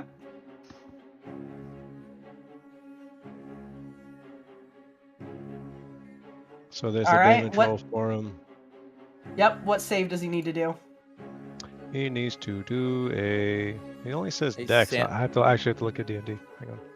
Yeah. Hey, What's Sam, up? if they're targeting that individual, see the chat then. Hang on, sorry, it doesn't say on Foundry, so I'm pulling it up for your roll. 15. Okay.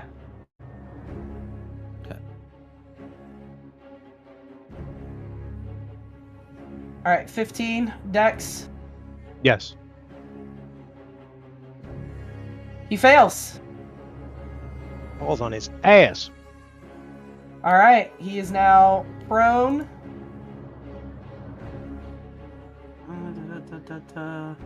If I could find prone anywhere. Just gonna remember that he's prone because I can't find it. Okay. Anything else?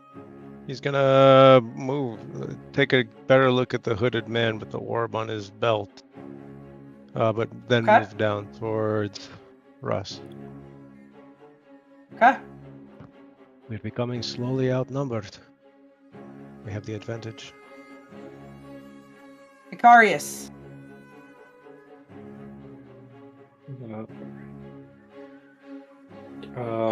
I think watching basically a god get stabbed and absorbed is gonna kind of break Icky out of his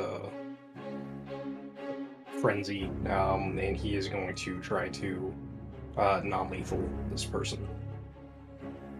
Okay.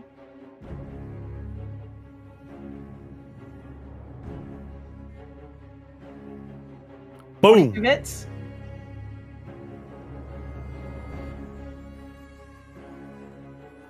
Still up. Right? I will Barely, attack but my still short up. Sword.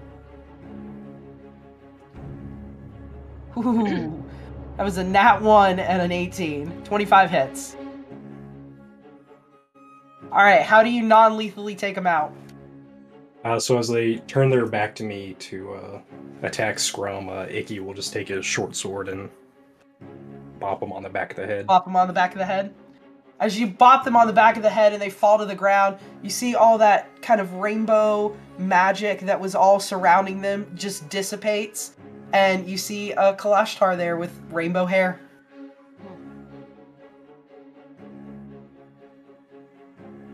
Alright, anything else, Icarius? Just moving up to the next target. Okay, Fel. So I pause for just a second, but then all of a sudden you see like little, if you're looking at it, you can see like little sparks of lightning starting to form in my mouth, around me, everything else. I reach into one of my pockets and I pull out a card that's kind of worn out. I've been kind of scribbling on over and over and over again. I take one step forward, and then as I take the next step forward, I turn into just a jolt of lightning, and I shoot all the way across to the other side of this hooded figure. Okay. Casting my 3rd level long rest spell, Ride the Rifts. I shoot across as a lightning bolt to the other side of him. He needs to make a dexterity saving throw. Okay. What's the DC? It should be... Stand by. It is 14. Okay. He passes with a 29. That's not fun, but he will at least take Half of that. It's a once a long rest. So. 19. There we Yeah, go. you see the damage. You know that he gets hit by some of it, but he almost appears to just kind of shirk it off, like it's nothing to him. And I turn around and I look at him and I grab one of the hand axes on my side. Give him back! And I start going into attack, and that's going to be my turn. Okay. That was a big number that just went plus on that. Sorry, I was actually building him. My bad.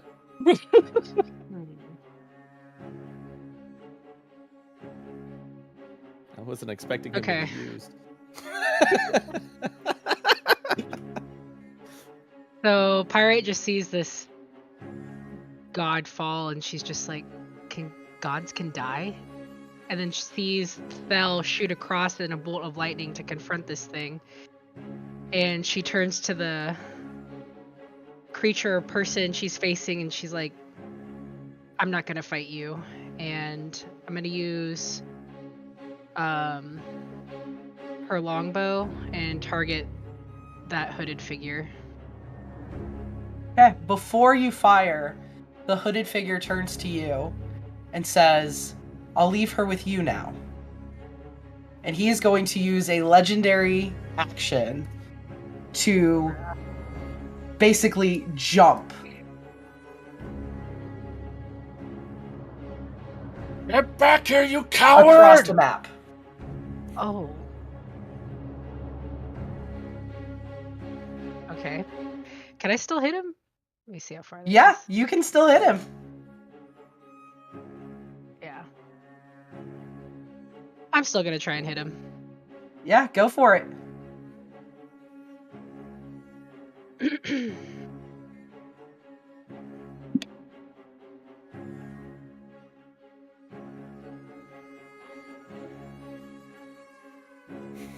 Come on, pop up. Okay.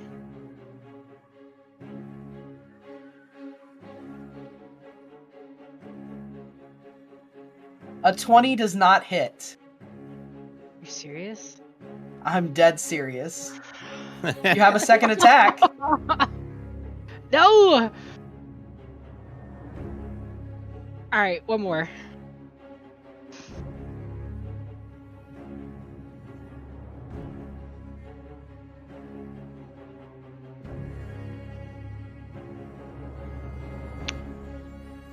A nat 20 will do it.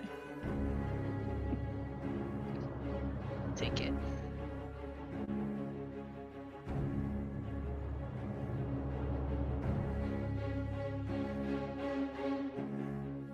Okay. You fire off an arrow. The first one, he deflects with his arm backwards. The second one hits his shoulder. And you watch as he just pops it out like it's nothing. What? Okay.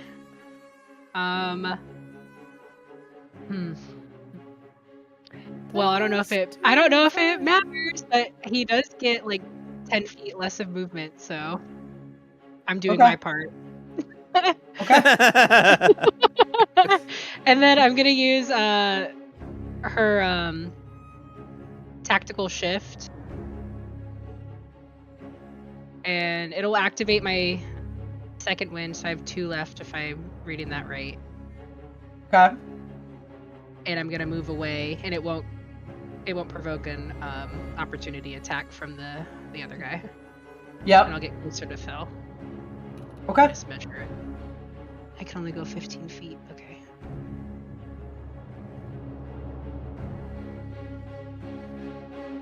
And I'll end my turn. Okay. All right, Scrum. Okay, the one I'm next to is the one that turned back into a humanoid, right? Yes. Okay, so I'm going to move down here. Stop him! Lock the portal! And reckless attack. Go for it. And I will trap him here. I will dispel that portal if I got to. Oh, I had all my screens open. When you switch, it goes away.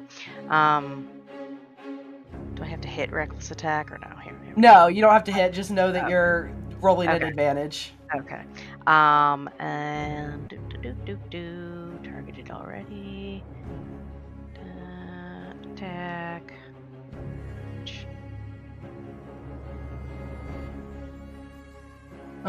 For some reason, you don't have the right person targeted. Really? Because I have myself targeted because I moved. Okay. A 21 does not hit him. Oh, wow. Okay. I'm gonna attack again. Kayla's face right now, sorry. Wait, undo. Destroy the portal, guys. Previous, I guess. Discard previous? I don't know. Yeah, discard previous. Discard. I don't have enough exhaustion without it dying. And this one's a normal, right? 22. And it looks like still doesn't hit. Okay. Doesn't hit. Yeah. Alright, well I guess that's the end of my turn. Okay. It's gonna bring us to the Dreamweaver, who is gonna focus on Icarius. No, don't change your target. It's gonna hit you twice with actually, yeah. Let me see if something recharges. Oh boy, it does. Okay. I like the sounds of that. Alright, it actually targets the hooded man. With a save.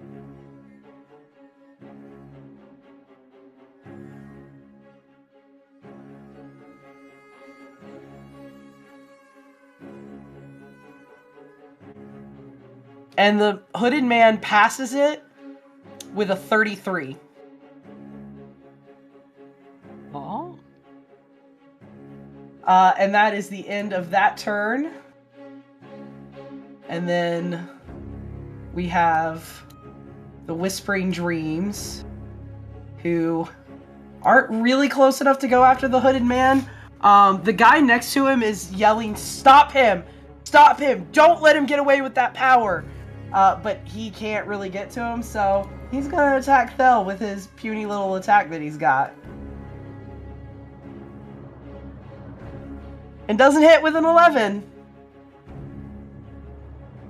But this one will run away from you, Russ, so if you want to take an attack of opportunity, you can. Hell yeah, I do. Go for it. Ah.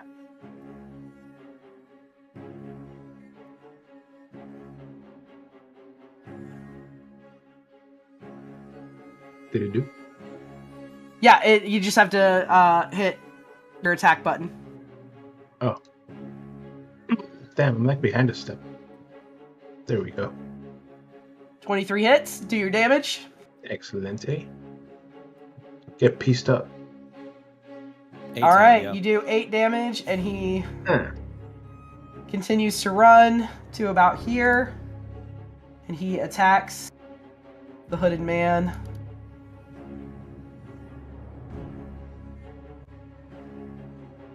Normal. Misses with an 8. This one runs to there, and then 5, 10, 15, 20, 25, 30. Just continues to run as fast as they can towards the hooded man. This one jumps down off the ledge, taking the fall damage.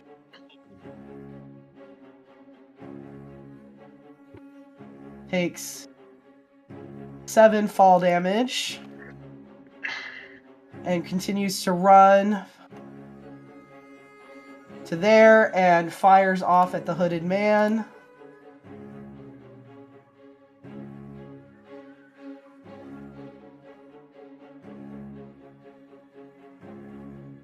Misses with a 17. And then this one runs up. Fires off. Misses with a 10. And runs in front of the portal. And we are at Serial now.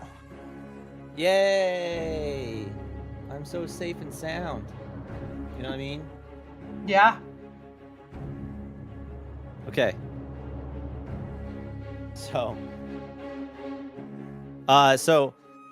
I requested help from Stag, who ran out of the room.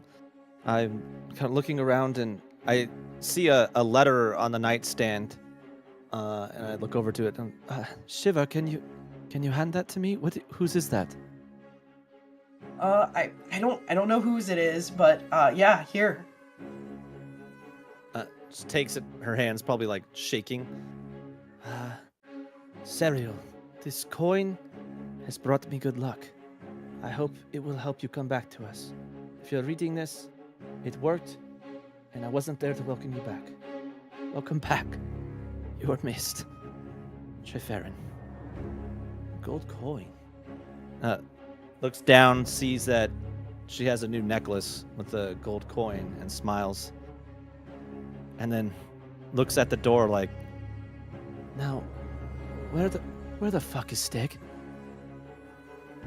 Well, he went to go get stuff, and I want to throw this out there. I don't think it's a good idea for me to take you to them, but I could go looking for them to bring them to you. Yes. I shouldn't, though. I'm not supposed to anymore. It's Go, kind of Shiver. an issue now. Okay, Go. I'm going. And the portal opens up, warbles into existence, and he immediately runs through and goes searching for the rest of your group. He'll find them. That's all I do. Okay. Then that is actually going to bring us to the hooded figure, who looks at you, Scrum, and roll an insight check.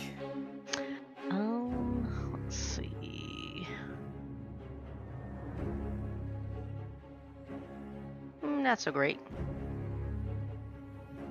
You don't get much, but you feel like you've seen these eyes before. Okay. And it almost appears like they smirk under the mask as they hold their sword out and run it through the person in front of them, killing them immediately. And as they do, they stand there for a moment, they flick their sword to the side to get all the blood off, and walk straight through the portal. Does she get an attack of opportunity, or? Yeah, totally. Sure. It's gonna work well. You I'm just sure have to crit. Mighty swale. Let's see. Don't let him go through! I'm gonna try. No, I don't think I did it. Nope. And he's through the portal and gone. And that is going to bring us to this guy, who turns to Thel and is like, "This is your fault! If you hadn't gotten in the middle of what we were doing, he wouldn't have had the time to show up."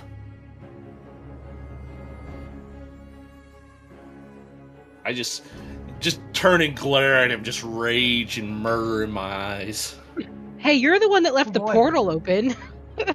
Thing. And he is going to teleport all the way down here. And he's going to fight Scrum near the portal. Okay. Now, I do believe because you went reckless, he gets advantage on you. Probably. He was also prone. The son of a bitch. Oh, yeah, you're right. He did have remember. to get up, use half of his movement to get up, and then teleported. away. Wish dispel magic was a reaction. No. Okay. So he's gonna attack you twice with his longsword. At advantage, 27 to hit. Yes. Obviously. You take 14 damage. Part of that was halved, but part of it was psychic, so it wasn't halved. Okay.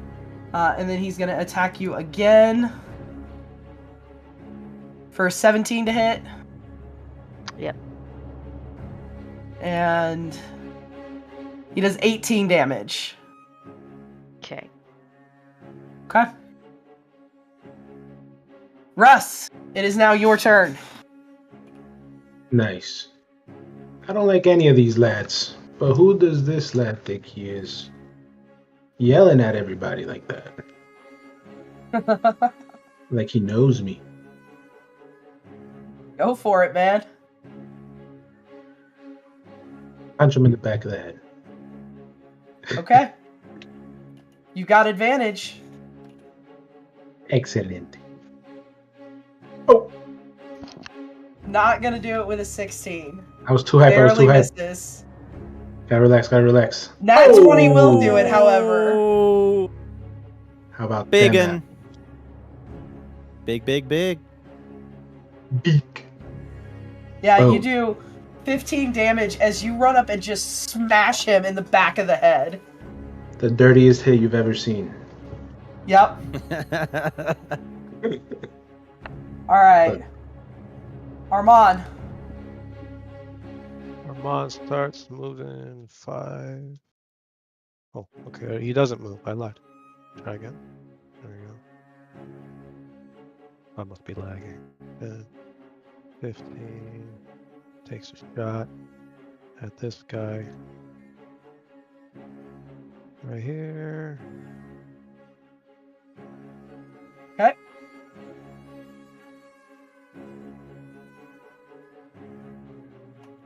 These two focus. Barely misses. Who's another? Oops, that one. Takes another shot. Again.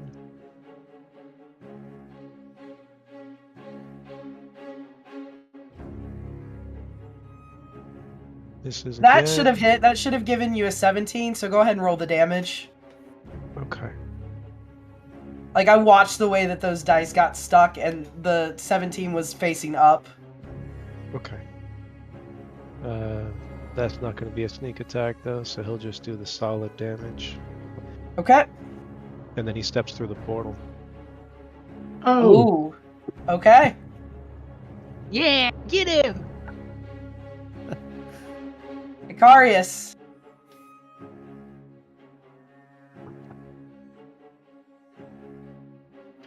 You're muted.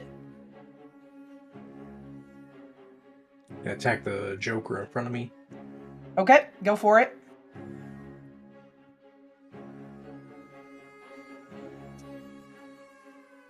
Oh, whoops.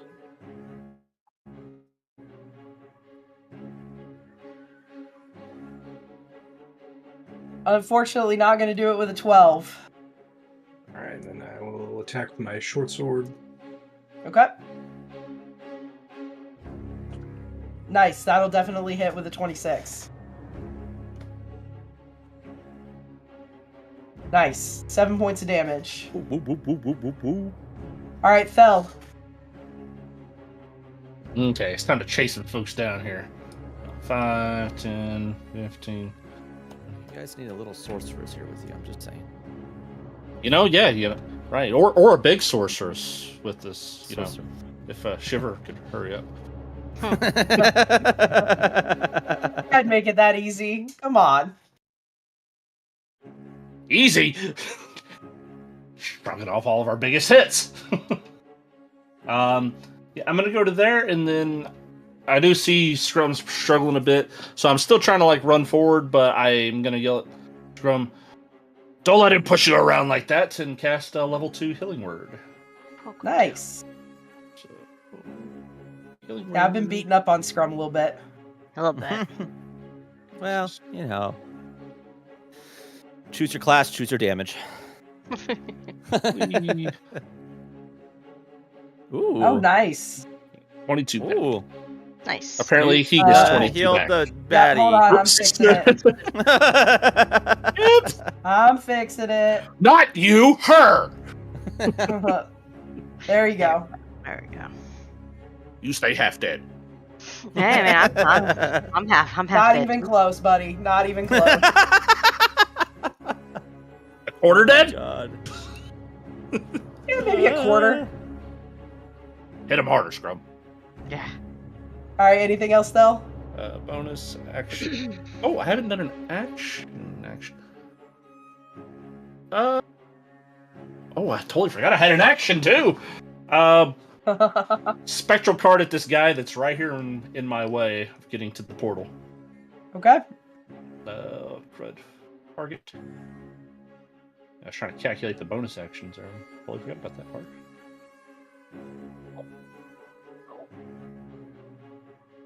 Oota! That hits. Wait, that was way too many dice. Mortars. I mean, It should have just been 2d8. oh, it did 2d8 twice, so I'll remove 5. Gotcha. Okay. That's it for me? Anything else? Okay. Nope. Pyrite. A lot of things been happening. Yeah, it's crazy. I'm gonna have her move down this little slope here. Yeah. Okay. I think that's 35. Boop. Yep. And she's just trying to make her way to the portal while not engaging with any of the other guys. Because Okay. she saw Armand go through and she's like, gotta go with him. Okay. That's my team right there. Do you want to use the dash action to run further? Yes, I forgot that was a thing. How much further? Is it another 30? Another 35 for you. 35. Woo! See, I can be a kind and caring DM sometimes. Gracious. So that'll put me... Cool. Just go up right next to Scrum. Okay. She looks at the little All right. sword-wielding guy and is like, your quarrel is not with us. The bad guy just ran through the portal right there. Shouldn't you be going after him? Okay. Scrum. I am going to hit this guy. All right. Hit him.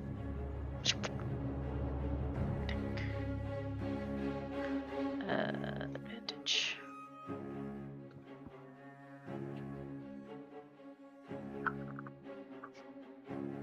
Yeah? Yeah, that hits. Sorry. Okay.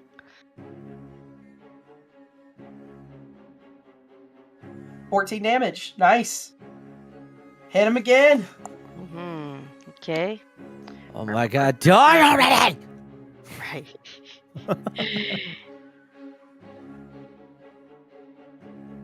22 hits. Yeah. Ooh, nice. Big damage. 15 damage. He's finally starting to look a little rough. All right. Is the end of my turn. All right. That brings us to the Dreamweaver, who's going to ignore you, Carius, so you can take an attack of opportunity if you want.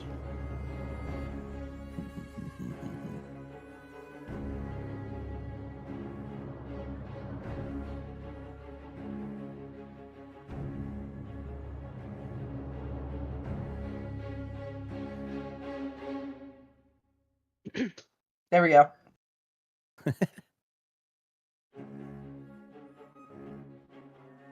Oh my Not going to do it with an goodness. 11. Oh my. And they are God. going to run is 5, happening? 10, 15, 20, 25, 30. Use their bonus action to dash through the portal. Whoa!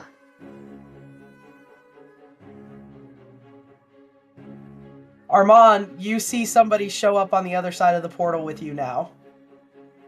Hello, friend. Hmm. Oh, wait. All right. These guys run through the portal.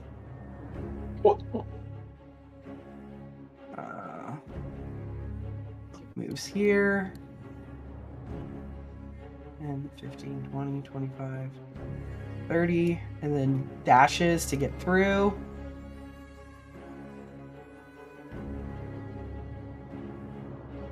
And 5, 10, 15, 20, 25, 30.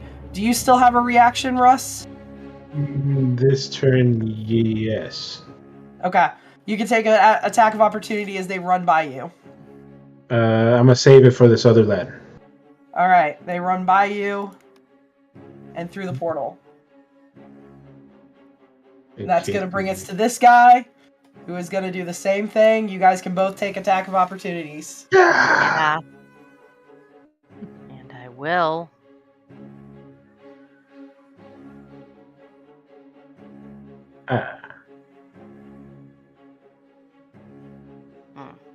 Does not hit. With a 13, but the 17 does hit. Wait, all right. Scrum, did you roll at advantage? Because technically when he moved, you had the flank? No? Yes? No? Yeah, that's true. Okay. Boom. I'm gonna use another key for stunning strike. Okay.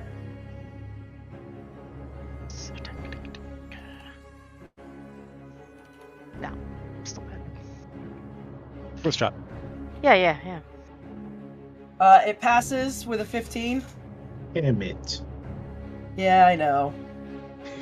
And it runs through the portal. There's only one left. I assume you Getting guys are crowded all over running here. through the portal. It's pretty crowded over here, guys. Yeah. Wait. I'm taking this one with us, right? You can. Yes, I'm gonna drag her with us. It's going to take you an extra turn to get back through the portal. Yes. Okay. All right. We're Armand. gonna have dynamic maps going on. This is gonna be crazy. Yep. You have landed back in the lab. In one corner of the lab, you see the hooded figure. Roll insight. You are now close to him.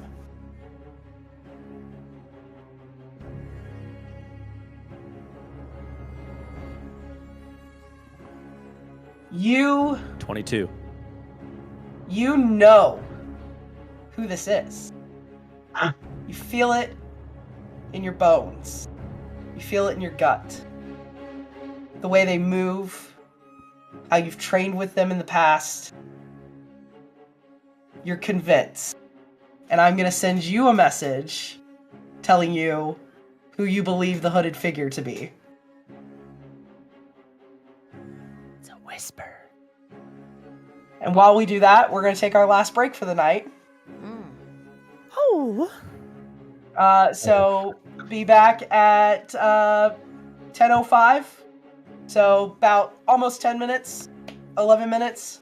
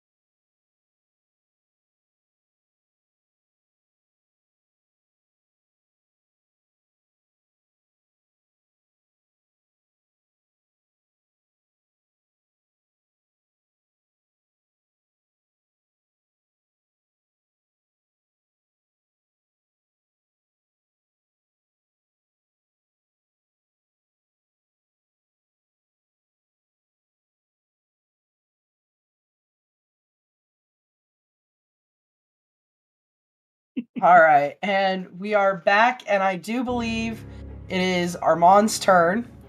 So I'm going to actually ended combat. A lot of the things, as you guys said, you were all going to run through the portal. They're going to happen very quickly and schematically over the next couple of turns. So we're going to kick over to the lab. Ooh. Armand, you stand there face to face with the hooded man. The rest of you are not there. I've just got you there for, when you appear. And all of these enemies keep pouring through the portal behind you instead of your friends, because they all managed to make it to the portal before your friends. And without saying anything, the hooded figure, as each one runs through the portal, he stabs his sword directly through them, just swiping and stabbing and killing every single one as they walk through, including the ones that you guys were fighting and having a difficult time with. And with one quick cleave, he slices their heads off. And then he turns and looks at you and begins to walk away. What do you do? If he does not move fast enough, and if he's walking away, I will outpace him if he doesn't try to outrun me. Okay. And I will try to go for the one thing he doesn't want him walking away with. Okay.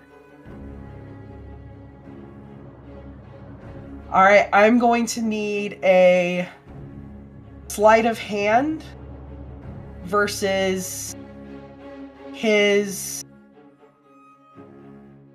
perception.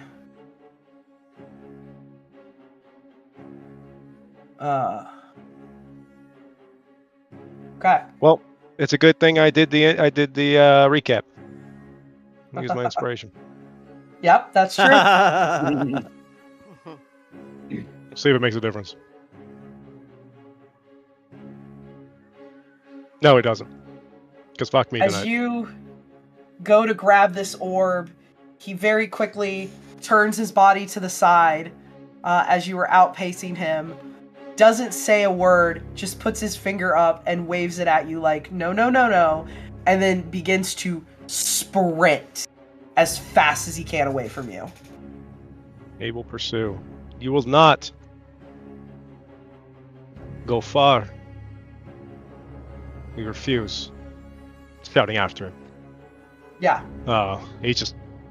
He's running. Armand's running. Crashing out, boys. He makes it all the way to the door with no real issues. And you make it 5, 10, 20, 25, 30. I assume you dash? Yeah. Yep. 35, 40, 45, 50, 55, 60. You are right there with him. And now we're going to pivot to the rest of the party. You come through the portal. You do not see anyone around. But except Rose, whose eyes are massive. She looks like she has genuine fear in her eyes. And you see all of the bodies crumpled on the ground. I put mine on top. Okay. This one's still alive, I think.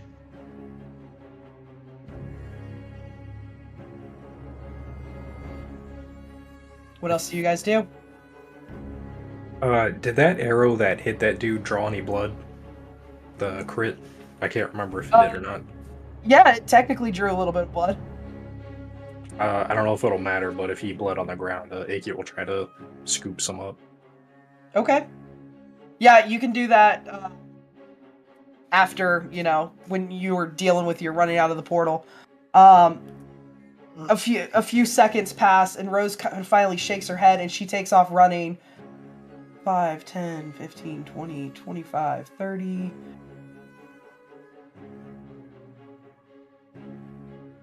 30. You see her run through the door right here and into the next room. Follow for sure.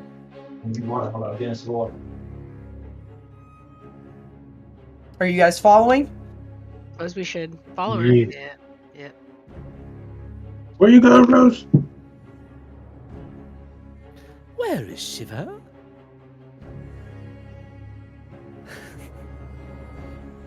All right, you guys follow Rose. Armand, you are right there with the hooded figure as he is about to open the door to leave. What do you do? Try again. Roll me a sleight of hand. Nothing I can do with the door. Yes, thank you. Crushed it. You got a nat 20. Oh yeah! Finally. Yeah. Take that orb.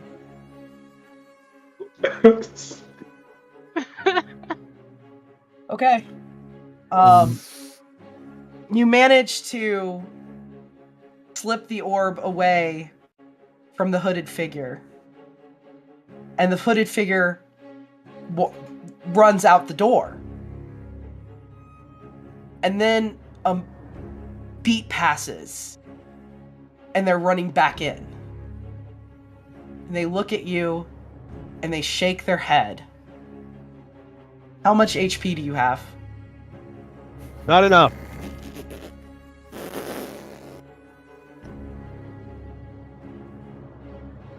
They proceed to jam their sword directly into your stomach. You take 38 points of damage. Yeah, that's a down.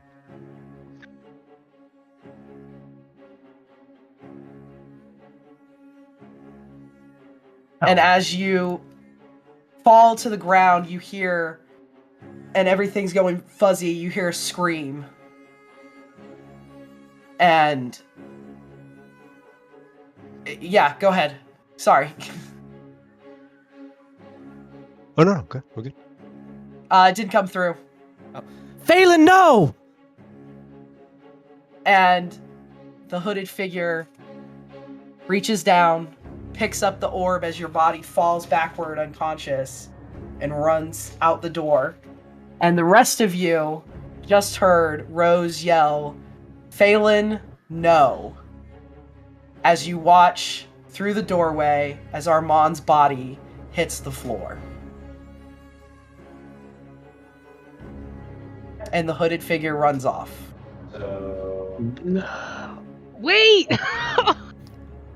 And maybe like I want to stabilize. Spare Roll the a medicine check. dying. I'd say Rose is Oh, probably you got sitting spare there the shaking. dying, so I do, yes. yeah, you have spare the dying, so you're able to immediately with that stabilize Armand. Nice. You have 0 hit points, but you're stable.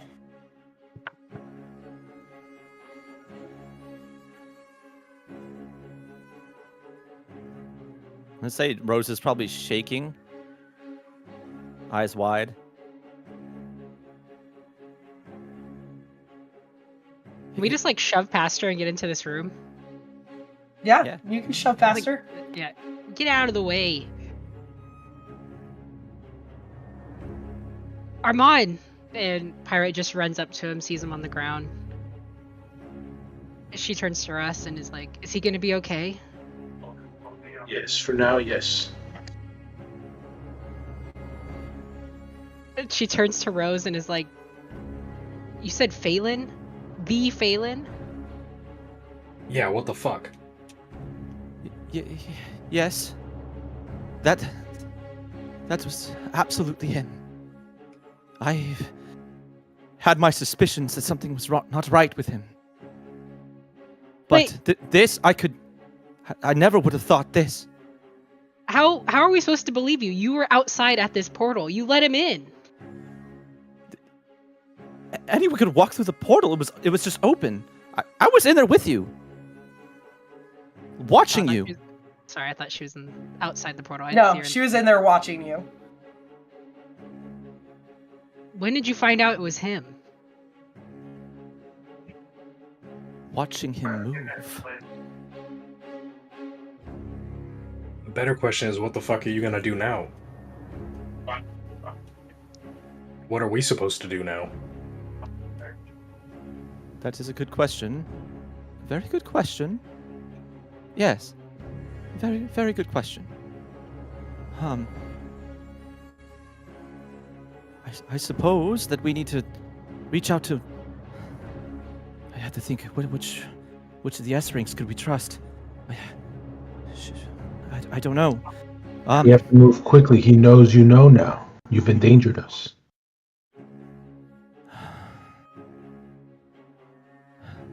I'm a heal, Armand. Okay. What? I don't see it on here, but I have healing word. Okay. I'm gonna cast it at level 1. Okay. This Okay. just doesn't make sense. It doesn't make any sense. 7 points, Armand. Armand, you have this realization. You had the orb, it was in your hands. And the idea of losing it was so upsetting to Guildmaster Phelan that he tried to kill you. Maybe coughing up blood. Maybe? But Armand is actually laughing. Very weakly.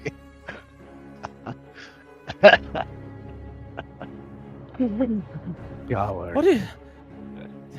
This isn't funny! He's a coward! Now He we chose know. not to kill us. He chose not to kill us. That will be his mistake. I don't know if you just saw that, but he looked like he tried to kill Armand just then. If he wanted to kill Armand, he'd be dead. Not almost dead. That man has been killing monstrosities for hundreds of years.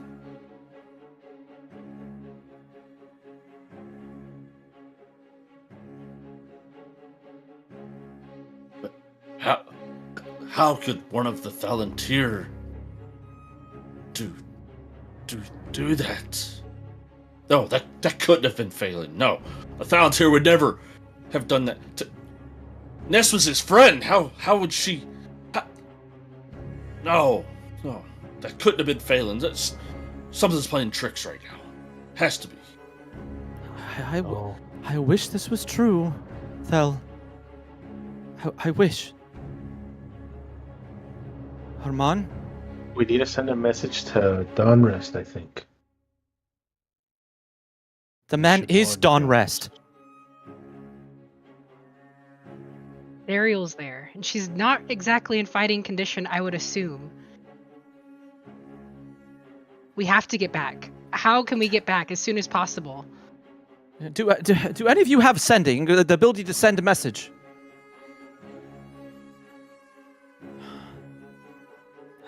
I could use... No, he has the other side of the bags. And he has the orb, so he watches everything at all time, whenever he pleases. What is this orb? Does anyone have a prickling on the back of their neck? At the current moment, no. No one in this group has a prickle on the back of their neck.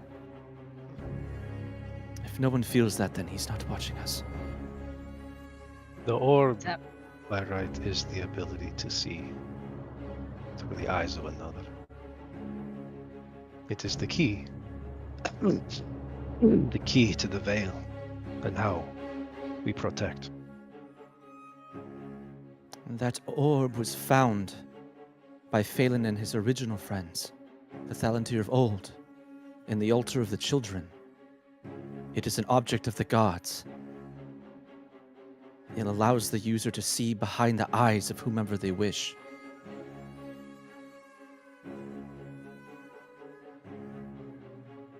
How... If it was in the veil, how did Phelan get it? How indeed. If anyone could sneak in, not be seen, not cause a ruckus, it would be the Master Ranger of the Thalantir of old. The only man that Graham thought could actually lead the Thalantir.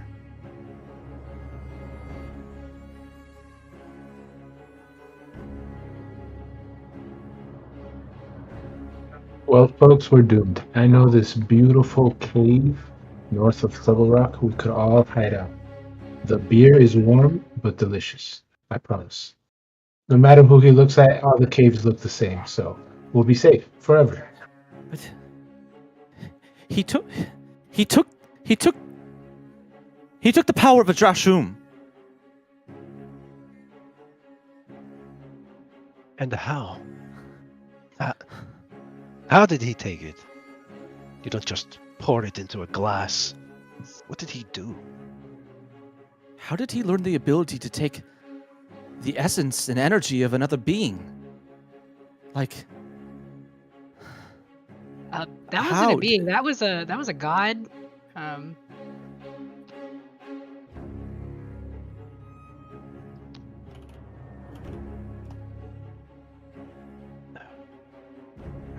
What is called? I'm muted, Sam. Oh, my bad. Icky, roll me. Roll me either a history or an insight check, whatever you're better at.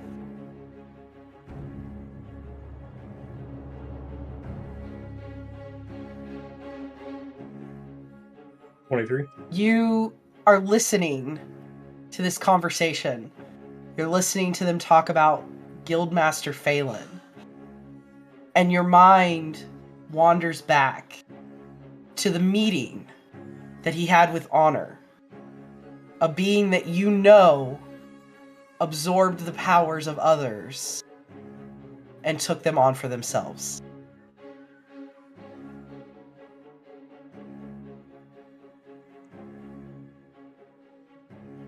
As this realization kind of dawns over on Icky, he's gonna say,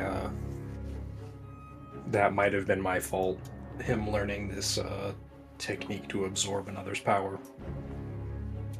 My patron has been doing that. I recently put him in contact with Phelan.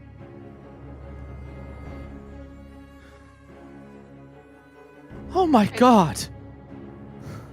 It's not your fault, Icky. You couldn't have known. We're dealing with a fucking mastermind! I don't understand! That still doesn't explain who they are. Pointing to the doorway, back with the portal, back in that direction. Who even cares about them now? Well, they obviously knew something we didn't. Thank you, Is there any possibility that Phelan did this for a good reason? There is I hope so. no reason that he would kill one of my kind. This is not going to stand when my family finds out about it. It also won't sit well with the veil. Well, no matter what, we need to get back to Dawnrest as soon as possible. Rose, you don't have a contingency plan for emergencies? You see, the fear and the shock almost like wipe away from her face as you say contingency, like you've snapped her back. Yes. Yes. Contingencies. If we're in any land, Talashan is the best place. The Thalantir don't have a footprint here. We could perhaps return to Ostafe. There's so many people that know you would stick out like sore thumbs. We all would. Perhaps Sylvanix. Sylvanix, a little less. No. I think perhaps we do have a contact in Ostafe. One connected to someone in the Thalantir with power that we could perhaps use to steal away long enough to figure out what to do next.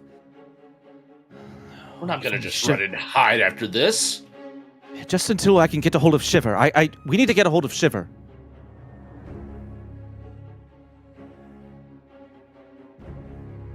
The only reason that I could think Phelan would do this, the only thing that keeps echoing in my mind, is that he hates the gods.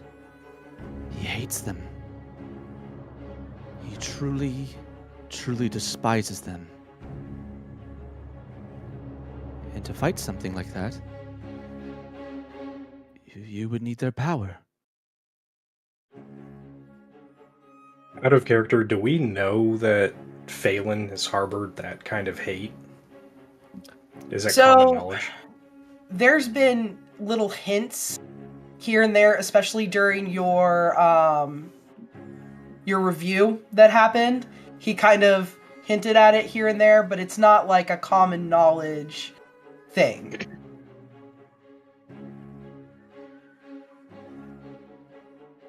If you had Cass in here, I imagine there'd be some fucking massive like moments here, like holy fuck. Anyway, but it sounds like that Phelan was not alone in this idea. Whatever band is in there, Rose, may you find it indifferent or indispensable knowledge. Someone else was here trying to do the same thing. Who are they?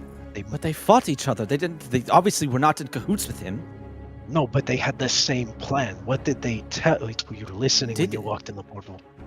Did they have the same plan? Aren't we chasing the people that are manipulating souls? Perhaps that's something else. We've got one. Why don't we ask him? We have one? Oh, then why are we talking? Bring him here. No. Because the fucking guildmaster of the Thalantir just turned out to be a complete... Well, I already knew he was an asshole, but something worse. Well, he's way above our league, so you do your job and let us find out what this group has to do with it, and maybe we can come to a solution. Yes. Let me think on this. I need to figure out some way to get a hold of Shiva or Mork, perhaps, or... What? Bring the alive one over here. Whoever they are, I know they were connected to my mom. I do remember them mentioning that before the fight started. Exactly. Also, we should not interrogate them in here in case something else turns out to be a mimic and kills our only living Wait. captive. How far am I sitting? How far am I laying from a chair as he says this? It doesn't matter. I mean, you're near a door. Icarius, it doesn't You're matter. near a door. Girls, they touch no furniture. They touch no furniture. As you are mentioning that, Icarius, like we don't want to kill our only like living witness. You can look at me and you can see like there's just like an anger right now, kind of in my eyes.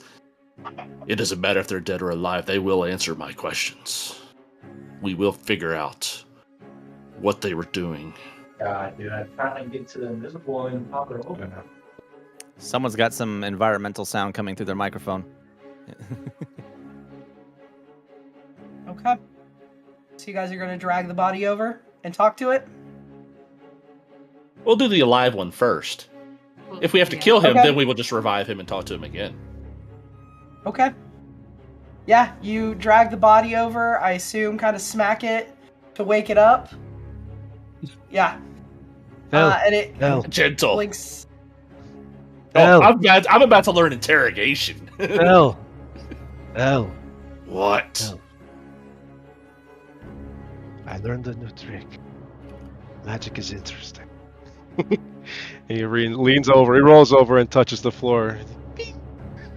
In a zone of truth circle. He goes around. So, zone of truth around this person before you start asking questions. Just ask politely. Okay. What are you gonna ask? As this, person. One more hit just to make sure.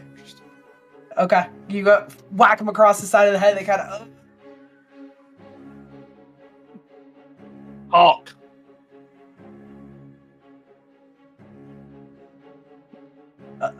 Talk about what?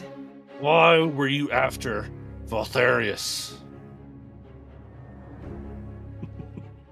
We just wanted his power to protect our people. Who is we? Who are your people? Those that have been displaced by the war and the aggression and the anger and the racist attitudes in certain areas. Those of us who no one cares about.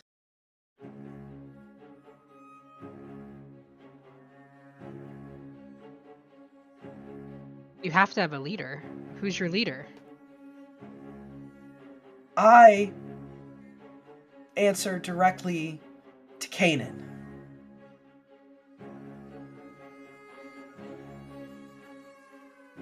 But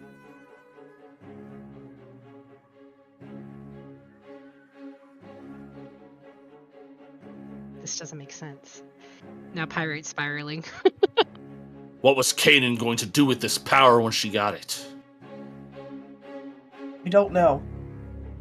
I just know what my job was, which was to find a way to break the prison. Where is Kanan? She was here a few days ago, but she left. She went searching for more answers and to deal with some of the other sides of things. Did she say when she was going to come back? Maybe a few days. She's hoping either she or we will have figured out a way into that prison by then. And once you were in the prison, what then? We were going to take him and experiment on him. Where? Until we found a way to take his power. We were supposed to keep him here until Kanan returned and gave us the new location. It makes sense what she was doing in the Mage Tower. It oddly makes sense. I don't know what she thought she was going to do with him, but kinda comes together. I can tell you that we have bases hidden all over this peninsula and Keltia. Who's got a map? I always have a do. map. I grab it from you and I just shove it into the guy's hands. Draw them on there, now. Proceeds to draw almost 20 different locations.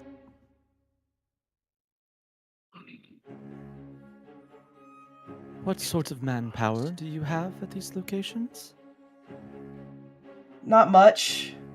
Person here, person there. Some of them are completely empty. Just depends on what's being done there. Some of them we moved into and then immediately moved out of. We constantly are hopping around, moving around, changing base locations. Which one of those locations? Mark them, the ones that you believe are empty. Hold on. We're the ones that are supposed to be talking to this guy, not you. You're trying to figure out how to get us back to Dawnrest. I'm trying to keep us alive. Well, you haven't done a great job so far, if you don't remember Armand's previous situation. Can I roll an insight check on Rose or something? Yeah! Perception? Yeah, damn! Don't trust anybody now. Fair. Yeah. See which one I'm better at. Drove that dagger into Rose there a little bit. I mean, if she's standing in the middle of the circle, you don't really have to ask her. I don't know where she's standing right now. She didn't move from there. Yeah. Yeah. Rose is still slightly panicked, but appears to have good intentions. She is trying to figure out what to do next. Alright, I'll allow it. Thank you. I do have one for this one over here. Tell us what you know about the projects. Like Project 41. We get those to guard locations from the other half of our members. They are based up in the north, and they send us creatures that have been turned so that we can use them to guard areas, but that's not what we focus on. We've been focused on the returning of dreams and gaining Voltharius' power. But you have been cooperating with Wolfhead to get these projects built for your protection. Yes. They are willing to do what we need for coin. Is Wolfhead's involvement only coin, or do they have another motivation? As far as I know, it's only coin.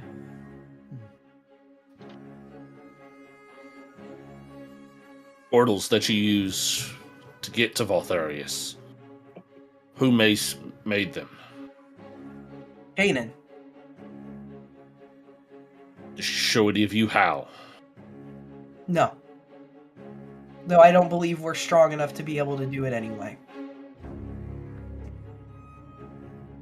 How long do they last? This one? Been here nearly as long as I can remember. And do you know what that place was that you were that you had him trapped in? We believe it was Heimerall. Or the Dream Plane. It was somewhere between the two. We're not 100% sure. I believe it was Heimerall. Some believe it was just the Dream Plane. We only ever found him, though. And you were not the ones to trap him there, then? No. Do you know who did? We just know that when we found him, we couldn't believe our luck. All we were doing was trying to return dreams and nightmares.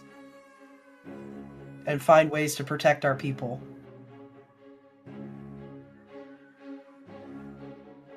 Put him there. Are there any more people inside of the portal? Somewhere else in the Silver Mist? Not that I know of.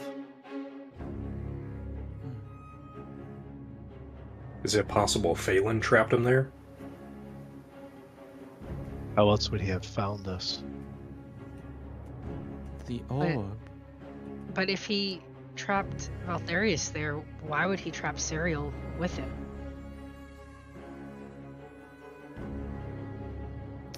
That is a good question.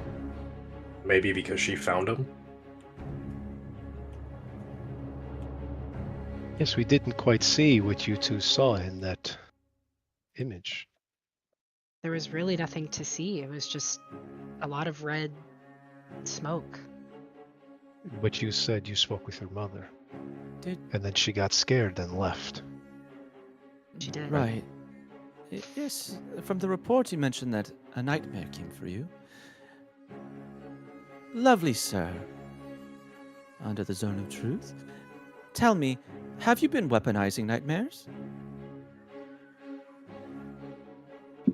I mean, we may have found a way. Who's picking your targets? Originally, we weren't really targeting anyone in particular, but Kanan came to us and said we needed to start targeting a group. And she gave us names and descriptions. And one of them was Pyrite Amakure? Yes.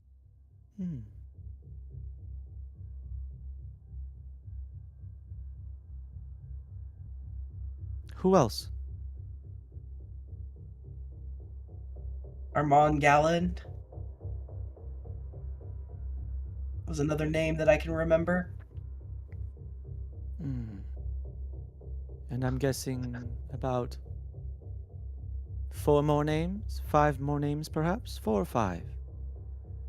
I believe that there were 4 or 5.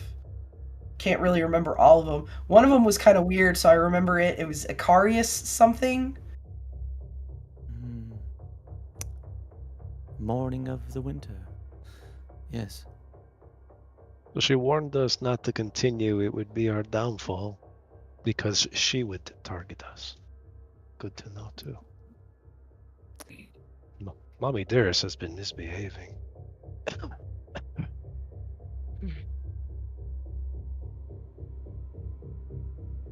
Well, that's an But understatement. what now? You had these targets. How did you attack them? It was complicated, but we used a spell that allowed us to enter their dreams, and we found that if we did so while in the silver mist, it amplified our ability to manipulate and change them. Where could this spell be found at? Suppose I could work towards teaching it to you, if it was worth my while, like you let me go. I let you live.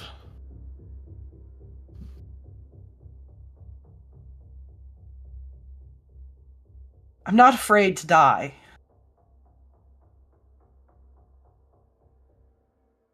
He's in his zone of truth, and he said that, so...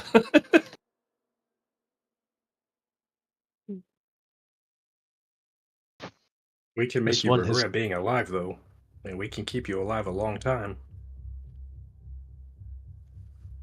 I suppose that is true.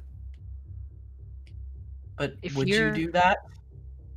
I'm willing to let you walk out of this room.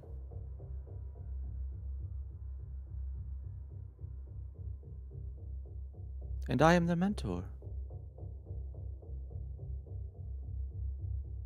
It'll take me a day or two to teach you the spell, to transcribe it. If you're working with Wolfhead, does that mean you were behind the attack on Dawnrest? I had nothing to do with any attacks. I've been here.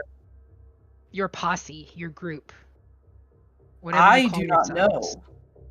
That is outside of anything I have knowledge on. It seems to me that if someone were to be weaponized in nightmares, it would have to come from here. You said are you able to extract the energy of Voltharius, despite not being able to take it all?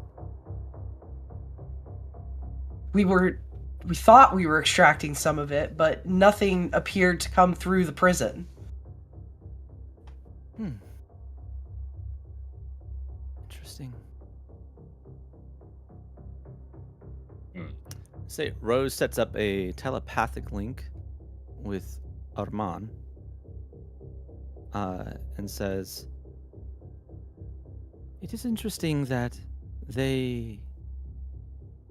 though the energy is trapped inside of the prison, that we are aware of individuals that might be connected to that energy, that imprisoned energy. It makes sense to me that perhaps you're still able to capture some. If it exists in the material world, it must exist outside of that prison. Perhaps they don't understand. Are you suggesting we go back in? I don't think that's necessary. I think it's gone now. I think we need to pay attention to 3 of our very own very closely. Right.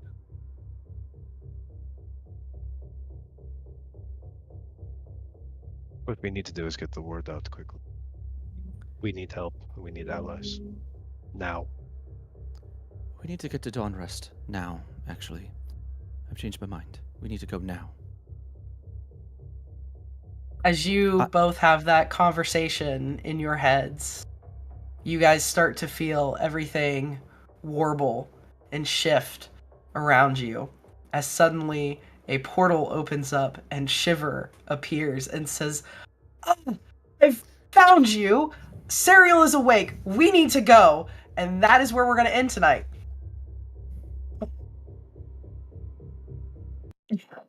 Damn. We have a story for you, Shiver. But I need to go back All in right, the other guys. portal first. For those watching, I hope you enjoyed tonight. Lots of crazy things happened. See us next week for Team 2, and have a good night, guys. Yes, thank you. Follow our Instagram and all that stuff to find some really cool clips. We will start posting again on TikTok and all those places. We're also on Facebook. Yeah, please take a look. All right. Thanks.